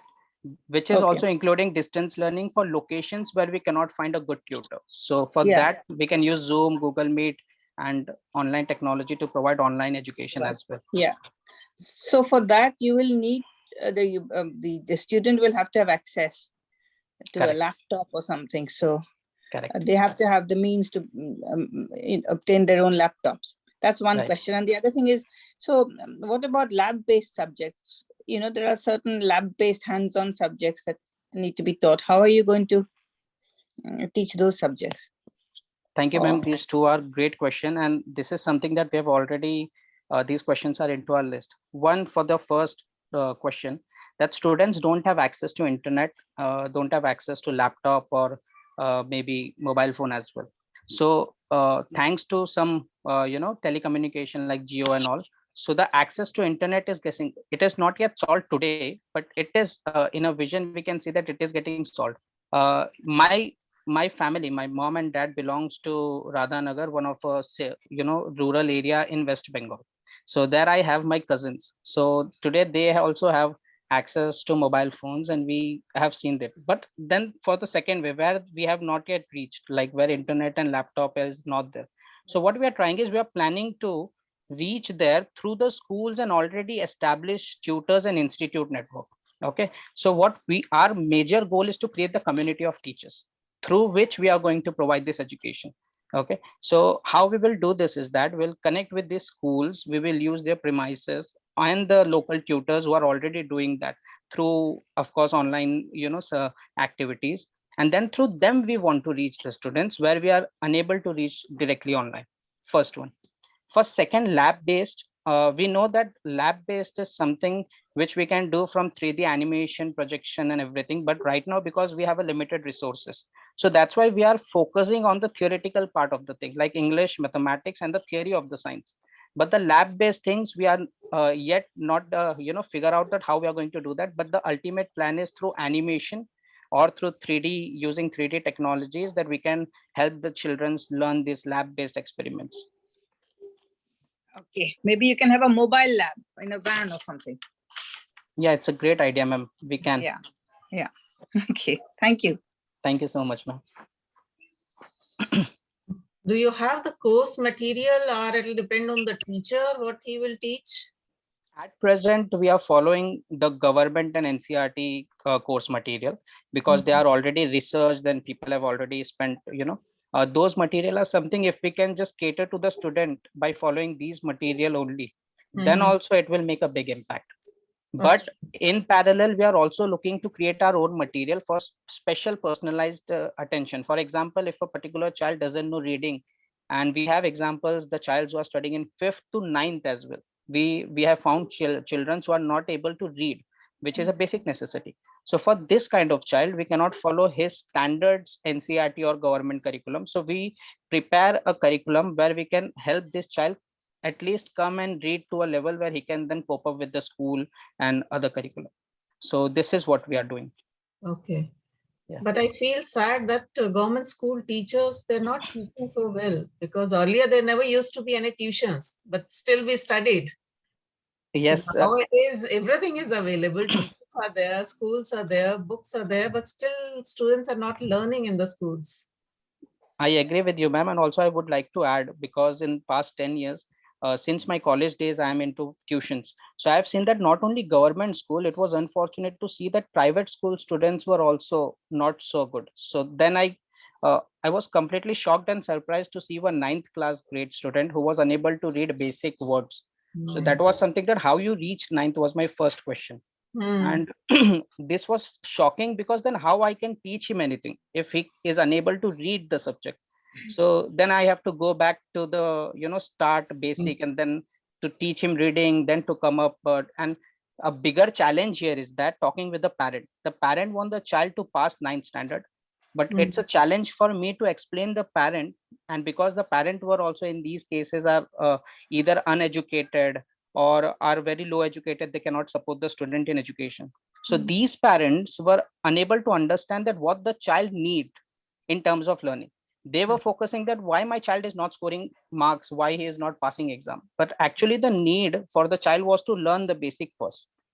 Maybe can take a 3 to 6 month gap in the regular education, but to come up with the basics first and then recontinue with the education. But these are challenges to go, even to explain the parent, and then through multiple parent teacher meeting, explaining them regularly, we are able to solve these challenges. Some problems. So basic solution would be the school teachers should teach them.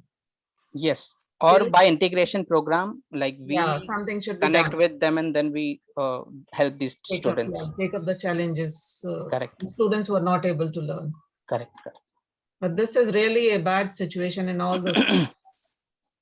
It's not only one or two; it's in all the states and all the schools. Yes, ma'am. And I am residing in Mumbai, in the neighborhood, or in Matunga, it is a location. But even in Mumbai, it is the heart of India. But still, I have seen that maximum number of students have this problem. So if it is in Mumbai, then I just imagine then what is the case in rural areas. It's everywhere. In Delhi also, it's there. Yes. But now with our government, some schools I've heard they have improved. I don't know how much. I haven't interacted. But yes, ma'am. And that's why this is a very big motivation for us to work in this section. And good idea. Yeah. It'll be good if you can help even 1,000, 2,000 students every year. At least they'll be able to come up. Yes. Okay. I hope there are no further questions. So I'll try to move. I just want to ask him, has he earned something out of educating these students, or it's just free work he's doing till now? Thank you for asking this question, ma'am, because finance is something which is very much thoughtful question to me as well. Like every night I think about this thing. So right now, what we are doing is that, because fortunately we have different parents residing in the same location in any center. So there are parents who have good earning potential, and then there are parents who don't have that good earning potential. So what we do is that we have a mix of fee strategy, where we charge the parents who can pay good. There is an amount fixed for a particular standard, and then there are scholarship, that is basically a discount that we give to parents who are not earning. So if I give you an example, there is a batch of 10th standard in one of our location where there are 7 students studying. So 5 of the parents are paying 3,000 per month there, but 2 of the parents are paying 1,000 per month. So by this, we are able to pay the teacher. We are able to pay, for the basic necessities of that particular location. So yes, we are earning. The earning is not so huge profit, because we are just testing and how we can scale it in a way. But we are earning, and we see that this can be a scalable, stable model that we can do once we start scaling. Okay. This is how Baiju also started, no? They also started with some initial tutoring, and then.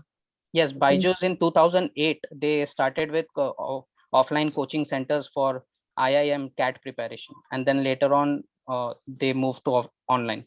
Yes. So it's good. I think there are lots of students, they should learn somehow or the other. So it's a good initiative. Thank you, ma'am. Have you heard of this Sugata Mitra? He's an ex-IIT Delhi hole in the wall project. No, ma'am, I have not heard. Sorry, but I'll definitely search the name. He's in Newcastle, but he's from IIT Delhi. He's got this hole in the wall project. His name is Sugata Mitra. Hole in the wall. Okay. Yeah. I'll go through it, ma'am, after the presentation. Okay. Definitely. Great. Thank you, Minhaz. And we'll move on to the next presentation. Thank you, sir. Thank you, everyone. I will invite Mr. Subhashish Chatterjee to present his case in place of Mr. Krishnendu. He said that Mr. Subhashish Chatterjee will present. So, Mr. Subhashish, are you there? Hello? Subhashish Chatterjee, are you there? Am I audible? Yeah, you are audible. Go ahead. Okay.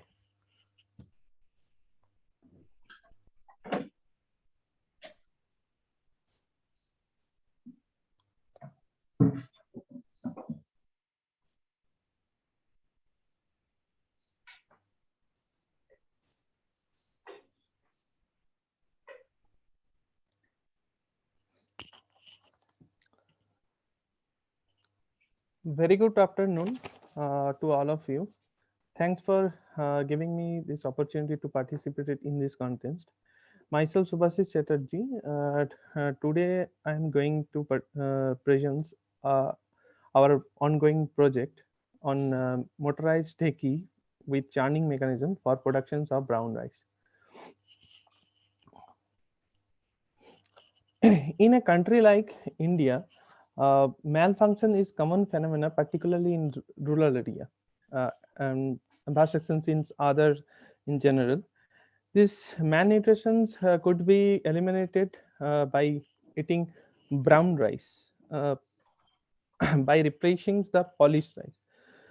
Through motorized dheki, we can produce tasty brown rice at a very low cost at home, having all good food value, and that is better than the branded brown rice, and this can be easily be source of income for rural youths and self-help groups, especially for women, for rural women, and of this underdeveloped part of throughout India, or especially for the West Bengal. What is the larger vision behind the idea? Traditionally, dheki is made handmade wooden agriculture machinery, usually made of strong wood, and it has fulcrum supporting weight. Due to the force of weight upon the rice in the pods, fresh rice is generated, and the golden brown husks are separate. And in our project, the mechanized dheki, which produces brown rice, which is rich in fiber, selenium with low cholesterol, and traditionally dheki is operated by the manpower, but in this case we operated by motor, and it is developed as a semi-automatic machines which reduces manpower up to 70%. And especially rate of productions of brown rice has been increased drastically by using this dheki, by this dheki. This is the traditionally dheki. This is schematic diagram of the old style dheki. Okay, and this is our newly developed mechanized dheki. Now, why brown rice? Because brown rice is a 80% more food value than the polished rice, because after the polishing of the rice, it destroys 67% vitamin B3 and 90% of vitamin B6 and other manganese, phosphorus, and all other things, and that is very essential food value for our health.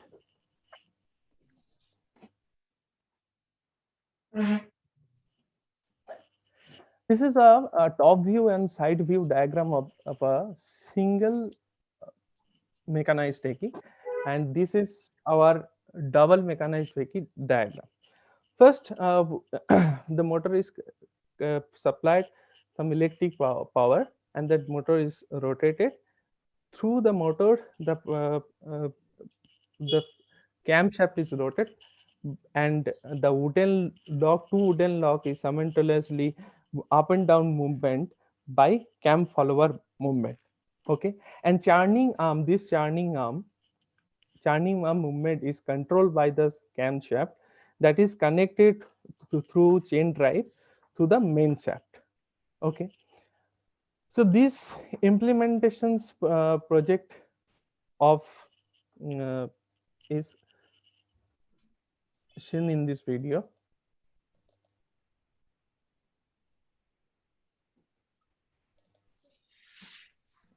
I don't know why it's not playing.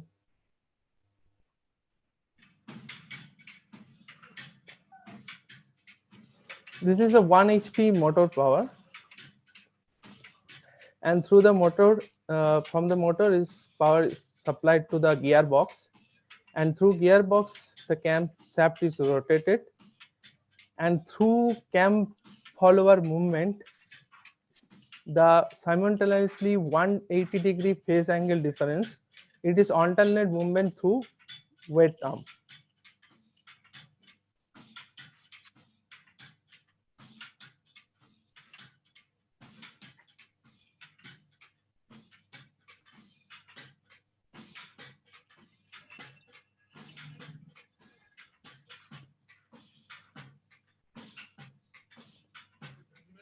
Through after the polishing, the finished product is produced through this sloping area.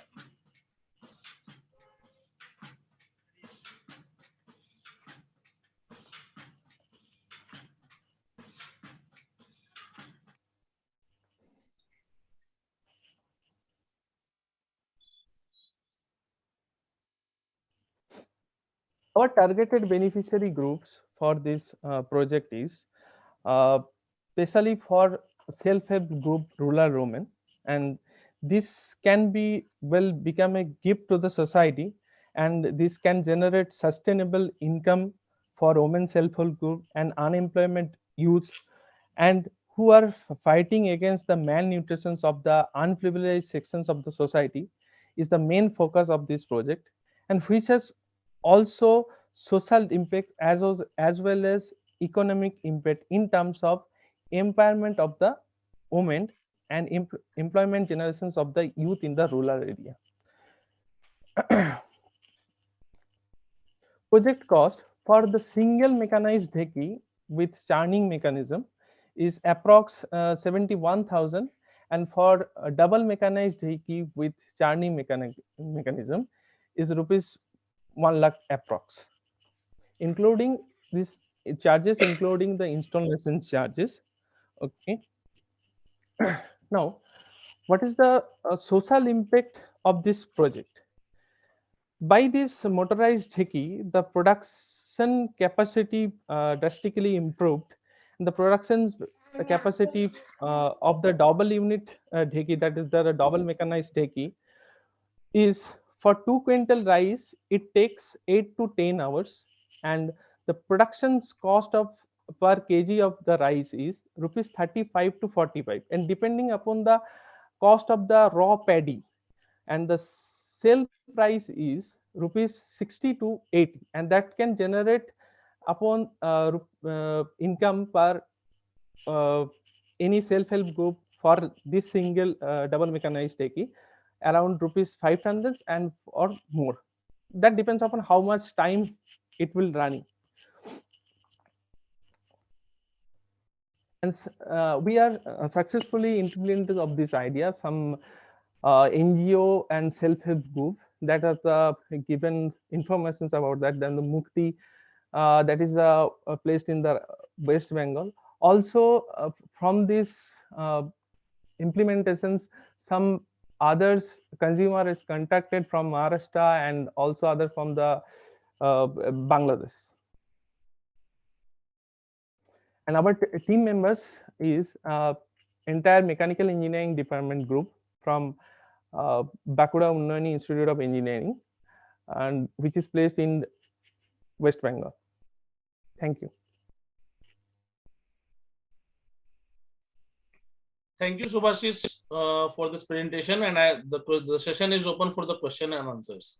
So I'll request all the jury members to go ahead with the question and answers.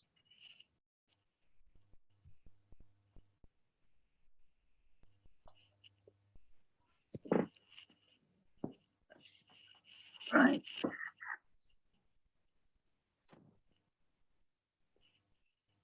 I don't know much about this subject, but the one thing is that in addition to nutrition, I suppose it's good for diabetes as well, because if you're using this brown rice and Yes. it should be good for diabetic patients as well. Also, this product is with low cholesterol. Low cholesterol, yeah. So it's healthy. Yeah, that's Yes. good. So have you, are they using this product now? Yes, some of the self-help group and some NGO groups has implemented this idea, and we from around we are trying from 3 years, and around 6 to 7 consumer already taken, and they have get a better result actually. Okay, and productivity also increases, I think. Yes, and the efficiency of these machines is 70% around. Okay, yeah. No, I don't know much about this subject, so maybe some other jury members can ask. Yeah. Okay, thank you. Okay, thank you. This seems, Pankaj, this seems an interesting project, but I have been emphasizing that clarity on what exactly you want from us. The presenter should come up with that. Sir, please, our main objective to participate in this contest is to popularize this idea and to spread the awareness about the malfunctions by using polishing rice, and it can generate the sustainable income for the rural youth and self-help group women. That is our main agenda. This is a all non-profitable project actually. Okay, thank you. Okay, Jyotsna ji, you wanted to ask anything? Yeah, Jyotsna, I ma'am? was just asking, he has prepared this one machine as a prototype, or he has prepared more of them? More of them, madam. How many are there right now? Like depends upon the demand actually. Okay, already we have the in stock Actually, she is, 5. excuse me, Subhashish ji, she is asking how many of you have already prepared. That's it. I mean, it's not about कि कितना बनाना है, कितना बना चुके हैं आप ये बता No, दें. around 15 to 20. Around 15 to 20. Okay, okay. People must be buying, like one group of people would be buying one machine or something like that. Or some farmers are buying. No. Sometimes some farmers are buying. Sometimes some NGO group are buying. Sometimes any self-help group that is funded by any government funding actually. Okay, they are buying from us. Some consumer are ordering for 1, 2. Some consumer ordering for 5 units. So day by day, the demand of this product is increasing. Okay. Thank you, Subhashish, for this presentation. And I would like to finally ask Mr. Prateek Kumar Singh. He is a standard 11 student, and we would like to hear from him. Prateek, are you there? Yes, sir. Good evening, sir. Good evening, Prateek. Go ahead with your presentation. All right, sir.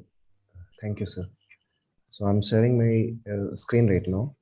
And before I start the presentation, actually, my name is Rahul, and Prateek, he is my student right here.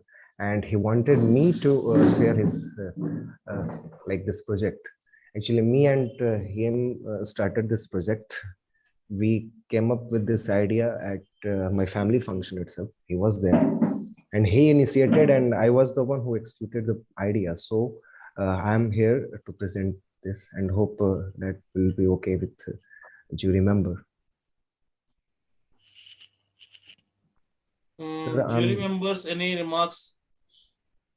That's okay. I don't have an issue. That's okay. Perfectly all right. Thank you, sir. Okay, sir, Rahul, it go is ahead. displaying over here host disabled participant screen sharing. Satish ji, can you do the honors? Can you do the needful, please? Yeah. Just a minute. Yeah. क्या नाम है इनका? Prateek Kumar Singh. Prateek.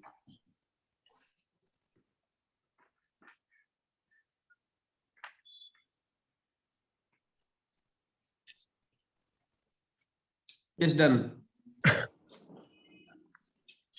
Yeah, Rahul, go ahead. Yes, sir. Thank you, sir. So this is our project, sir, and the name of it is Smart Gas Stove. So first of all, I would like to tell why I started this project as initiative, because while cooking, we studied that thing, and the Prateek noticed that while cooking, the wastage of energy over there that we cannot stop actually. It is always there, the wastage of energy. And while if someone is standing over here and there's some cooking has been going on, so the person right from that place itself can feel the heat. So what we were planning to convert that wastage heat into electricity, so that that electricity can be used. And as per Gramodaya, we wanted to use this for the lady who is cooking in darkness in the rural areas or in that village where electricity is still not a cup of tea. So with that only this project we started, and we already have started that making a prototype, and it is working right now. And I would like to explain the project first. So the smart gas stove, this stove will work to stop or reduce the wastage of heat energy during cooking and converting that into electrical energy to make life easy for people who is working in kitchen.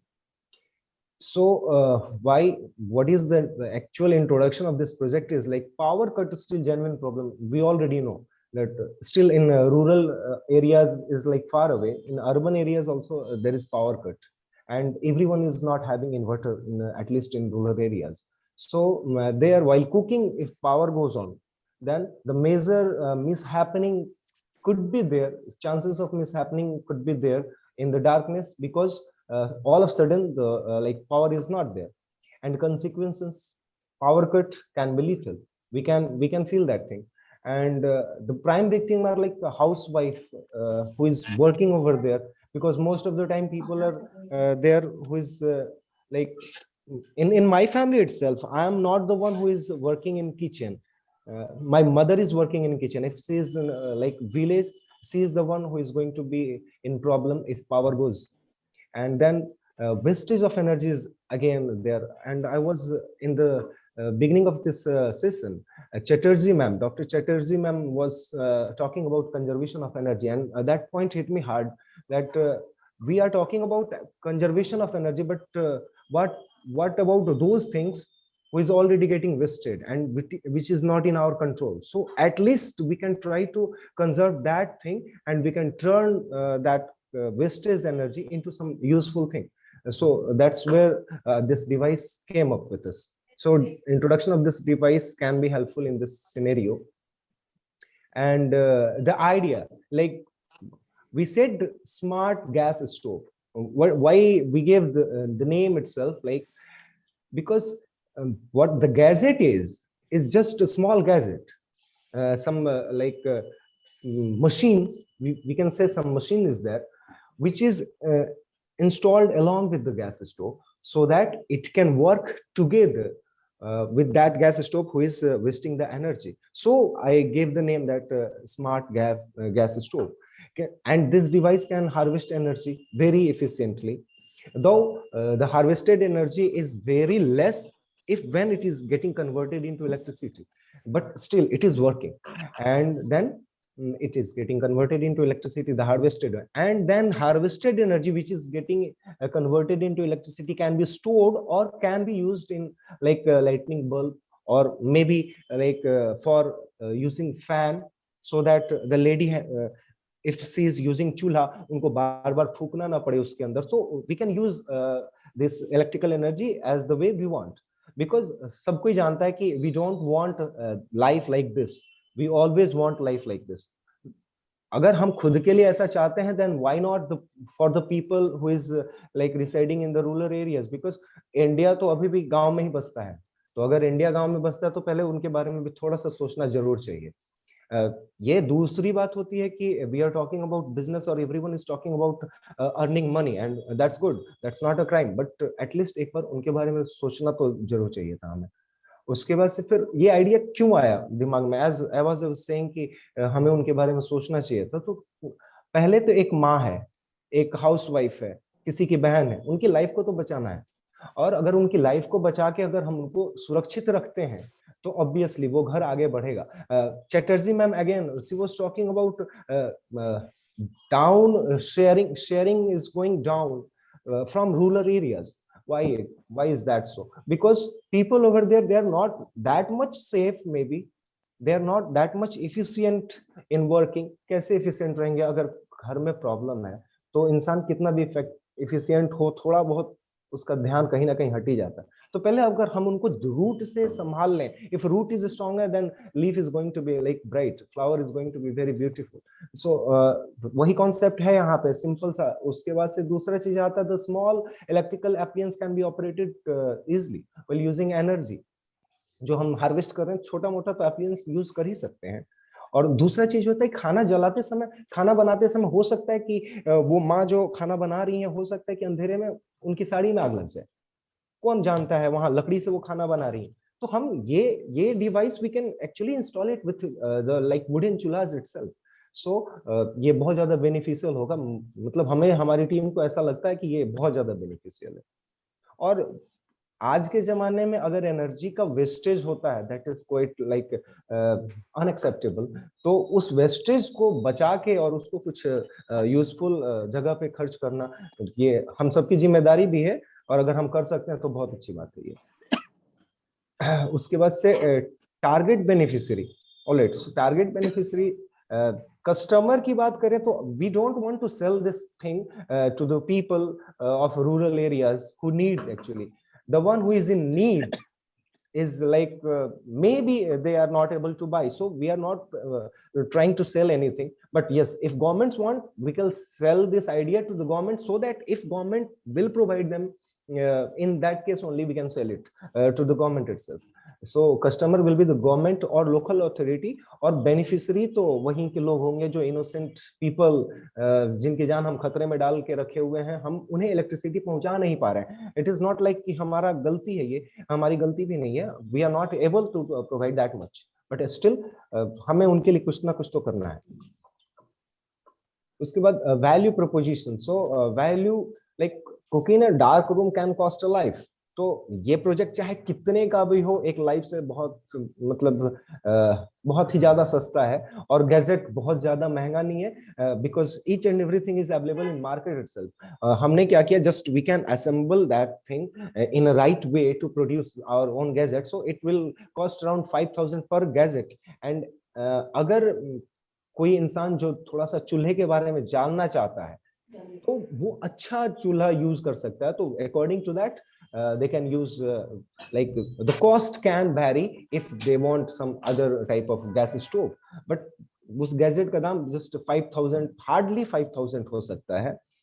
We are trying to cut short that cost as well right now. और market impact की बात करें तो as because this idea came for the good of the people, so हम लोग बहुत ज्यादा उसके बारे में तो नहीं सोचे, but what we think that ये मतलब हमारे विजन के हिसाब से बहुत ही एक अच्छा बूंद साबित होने वाला है, बिकॉज हमारी सोसाइटी को उसकी जरूरत है. और जब सोसाइटी को जिस चीज की जरूरत होती है, तो वो वहां पे मतलब वो उतना ज्यादा यूजफुल हो जाता है. अगर मुझे किसी चीज की जरूरत है, तो वो मेरे लिए बहुत यूजफुल है. तो अगर ये चीज इतना ज्यादा यूजफुल है, और अगर ये इफेक्टिवली काम करता है, तो मार्केट डिमांड बहुत ज्यादा होगा. तो फिर अगर कोई बिजनेस भी करना चाहता है, तो उसके लिए कोई परेशानी नहीं है यहाँ पे. उसके बाद से कम्पिटिटिव लैंडस्केप. दुनिया में हर चीज में कंपटीशन है, यहाँ तो मैं सांस भी कंपटीशन के साथ ले रहा हूँ. तो कम्पिटिटिव लैंडस्केप है, और इस केस में कम्पिटिटिव लैंडस्केप थोड़ा सा अलग है, क्योंकि द वे वी थिंक, हम क्या चाहते हैं कि वो लोग they has to be like safe, और वो भी यही चाहते हैं, they want to be safe. So अगर दो आदमी एक ही चीज मिलके काम करता है, तो by the help of that competition हम इस चीज को और ज्यादा ग्रो अप कर सकते हैं. तो प्रोडक्ट के कंपटीशन में कोई नहीं है, क्योंकि अभी ने वो जो डिवाइस हम यूज करने वाले हैं, वो डिवाइस हर जगह पे बहुत अलग अलग केस में यूज होता है, but they are not using that device in this scenario, in this world. So actually we can say कि मतलब हमारे प्रोडक्ट के लिए बहुत ज्यादा competition in market there is, it is not there. और ये रहा प्रूफ ऑफ कॉन्सेप्ट कि मतलब हमने काम कैसे किया. तो if you can see like the right side of the slide, heat harvester is there, which is taking heat and like receiving the heat and sending it to a processor unit, where the heat is getting processed and getting converted into electrical, and then electrical energy getting amplified in the amplification unit and then providing to output. अगर इसी चीज को मैं थोड़ा सा और technical ढंग से बताने की कोशिश करूं, तो यहाँ पे हम देख सकते हैं कि मान लीजिए हमारा सोर्स है, गैस स्टोव है, जहां से हीट वेस्ट हो रहा है. तो एक साइड हमने थर्मो इलेक्ट्रिक जनरेटर लगा दिया. वो थर्मो इलेक्ट्रिक जनरेटर एनर्जी को हार्वेस्ट करेगा, क्योंकि वो उसी के हिसाब से काम ही करता है, उसका बेसिक थ्योरी वही है. और वो कैपेसिटर को, अगर हम वहां एक कैपेसिटर लगा देते, तो कैपेसिटर उस फ्लक्चुएशन को मैनेज करके रखेगा. अगर हम बहुत ज्यादा पावरफुल कैपेसिटर वहां यूज करते हैं, तो वो ज्यादा से ज्यादा एनर्जी को स्टोर करके रखेगा, और फिर वहां पे कंटिन्यूटी बना के रखेगा. वो कंटिन्यूटी बूस्ट कन्वर्टर के पास उस कंटिन्यूटी की इलेक्ट्रिसिटी को जाएगा. Then this boost converter using this joule thief mechanism, electricity का पार्ट जो जूल थीफ मैकेनिज्म है, वहां ये बूस्ट कन्वर्टर उस करंट को एम्पलीफाई कर दे. Then will have output. Now from this unit either we can go for storage or we can go for electrical device directly, like lighting a bulb. अगर दिन में ये काम हो रहा है, दिन में माँ खाना बना रही है, तो उस एनर्जी को हम स्टोर कर सकते हैं, और रात में हम उस एनर्जी को यूज भी कर सकते हैं, तो फॉर लाइटिंग बल्ब और may be for using fan itself. So the main challenges was here that how we can generate more and more electricity. So actually Pratik was like wonderful in that case. उसने ये बात बताया था कि sir ये कैसे किया जाए, and then we came up with idea कि हम कुछ नया प्लीटर डिजाइन करेंगे, और हम वो काम कर भी रहे हैं. अभी मार्केट में जो प्लीटर है, along with that प्लीटर itself, this can work, क्योंकि हम 1.2 वोल्ट एनर्जी जस्ट एक माचिस की तिल्ली जलाकर गेन कर पा रहे हैं। तो वी कैन इमेजिन कि एक गैस अगर मतलब 2 kg दूध बॉयल कर रहा है तो कितने देर तक वो एनर्जी को रिलीज कर पाएगा। तो वहां से हम इजिली मतलब 2-3 बल्ब तो बहुत आसानी से जला सकते हैं। और उसमें भी हम अगर SMD LED बल्ब यूज करते हैं, वो बहुत ही माइन्यूट इलेक्ट्रिसिटी को मतलब वो फेच करते हैं और बढ़िया रोशनी देते हैं। तो हमारे पास इतना अच्छा डिवाइस प्रेजेंट है, बस हमें उसको असेंबल कर देना है सही डायरेक्शन में, और फिर हम ये काम कर सकते हैं बहुत आसानी से। और अगर इसकी बिजनेस की बात करें तो 2 तरह से बिजनेस किया जा सकता है इस पे, जो अभी हमने बिजनेस के बारे में कुछ बहुत ज्यादा सोचा नहीं है, बिकॉज ये आइडिया हमारे दिमाग में बस अपने खुद को देख के आया है। तो अब पहले खुद के बारे में सोचते हैं, अपने घर वालों को बचाते हैं और पड़ोसियों को बचाते हैं, फिर बिजनेस के बारे में सोचेंगे। और डिवाइस मैन्युफैक्चरिंग, अगर कोई यूनिट ऐसा चाहता है जो हमसे हमारा आइडिया लेके और डिवाइस मैन्युफैक्चर करना चाहता है, तो they can do go for that. और फिर कंट्रोलिंग यूनिट को हम लोग जाके ट्रेनिंग देंगे कैसे दे कैन यूज इट। और दूसरा तरह से कि गवर्नमेंट के हेल्प से हम खुद ही स्टार्ट करें इस चीज को। तो अब जैसे कि बेल सर बार बार पूछ रहे थे, और उनका मेन फोकस यही था कि what we want from like sir और दिस टीम। तो thank you first of all, आपने हमें चांस दिया सर। और दूसरा चीज कि हमें आपसे बस इतना चाहिए कि हम प्लीटर डिजाइन करना चाहते हैं। I am from biotechnology department, pure biology department. I have not studied math and physics that much, and this guy, my student, is very good in physics but still in class 11th itself. So we want that help कि हम अच्छा से अच्छा प्लीटर कैसे design कर सके, उसमें हमें आपकी हेल्प चाहिए होगी। और दूसरा चीज हमें चाहिए होगा फॉर लाइक कि हम इस आइडिया को कैसे नेशनल लेवल पे लेके जा सकते हैं, क्योंकि ज्यादा से ज्यादा लोगों को बेनिफिट हो, ये कैसे हो सकता है, how we can do that. इसमें थोड़ी सी हमारी हेल्प चाहिए, मतलब आपकी हेल्प चाहिए हमें। Then we'll do very much like better than we can think. और team member प्रतीक मेरा स्टूडेंट, थैंक्स टू हिम। और मैं राहुल कुमार, बायोटेक्नोलॉजी और बायोलॉजी पढ़ाता भी हूँ मैं, और प्रतीक को मैंने फिजिक्स और केमिस्ट्री भी पढ़ाया। तो thank you so much. Thank you, Rahul. And the session is open for Q&A. All the jury members are open for question asking questions. Atul sir, Ritu ma'am, Jyotsna ma'am, anybody? You already built the device, or this is just a concept with you? No ma'am, pleater is already there in market, and we took that pleater and we tested with our gas stove. So Okay. it is working very nicely. It's working, but has someone used it? Not yet ma'am, because we are the one who is going to use it. So still we are assembling with gas stove, and we are trying to find all the tools how we can attach this thing in gas stove. Okay, you're not able to fit it yet. No ma'am, it is not fitted yet, but Okay. yes, we are on the way, and within 2 or 3 days we'll finish it. Okay. Okay.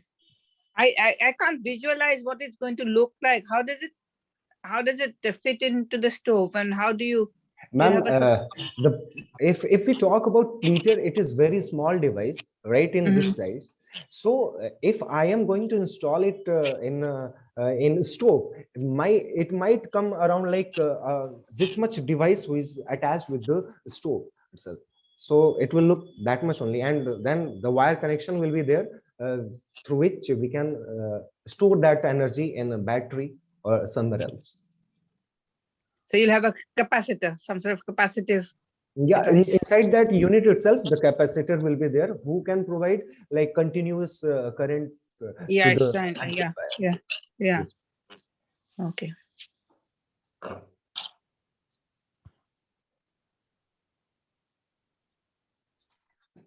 All right. So I believe all the questions are sorted, and nobody else has a question now.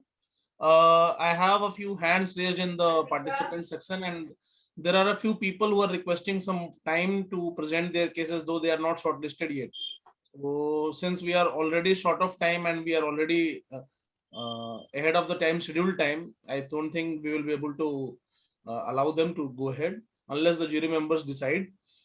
I don't have an issue with that if they want to. No, hear I the- have another meeting starting shortly, so I won't be sitting here.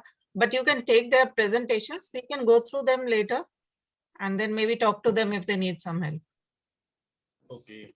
Yeah, I mean, I good. have to go now as That's a well. good idea. 1 o'clock I have a Yeah, meeting, yeah. sorry. Yeah. So what I'll do is I'll just close the session now, and then probably we can invite their ideas later on, and we can have another session for them maybe.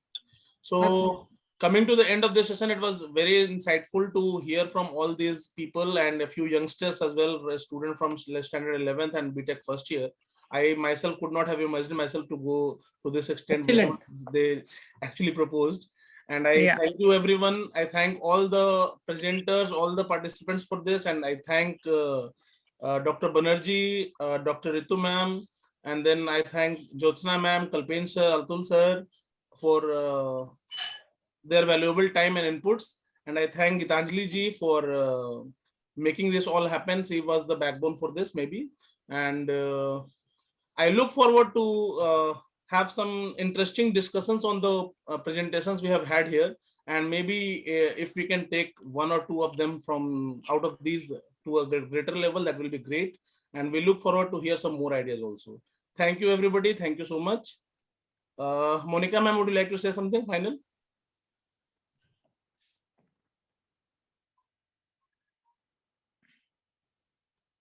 Okay, I think let's conclude. Okay. Thank you. Yeah. Thank you. Thanks, everyone. Pankaj. Thanks, Kalpen. Thank you, Atul sir. Thanks. Thank you. Right, thank Thank you. you, Gitanjali. It would be nice if the jury members could meet and discuss how to rank these. I think at the moment I don't have time.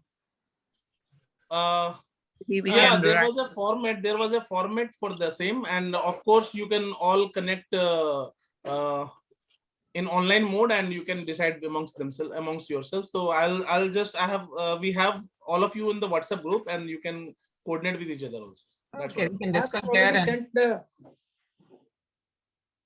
Yeah, I think that would be a good idea, but maybe when we all have time. Okay. Yeah, sure. Thank you. Congratulations to all the presenters. They were excellent. Thank you so much, ma'am. Thank you, everybody. Thank you so much. Bye. Thank you. thank you. Bye. Bye. Bye, everyone.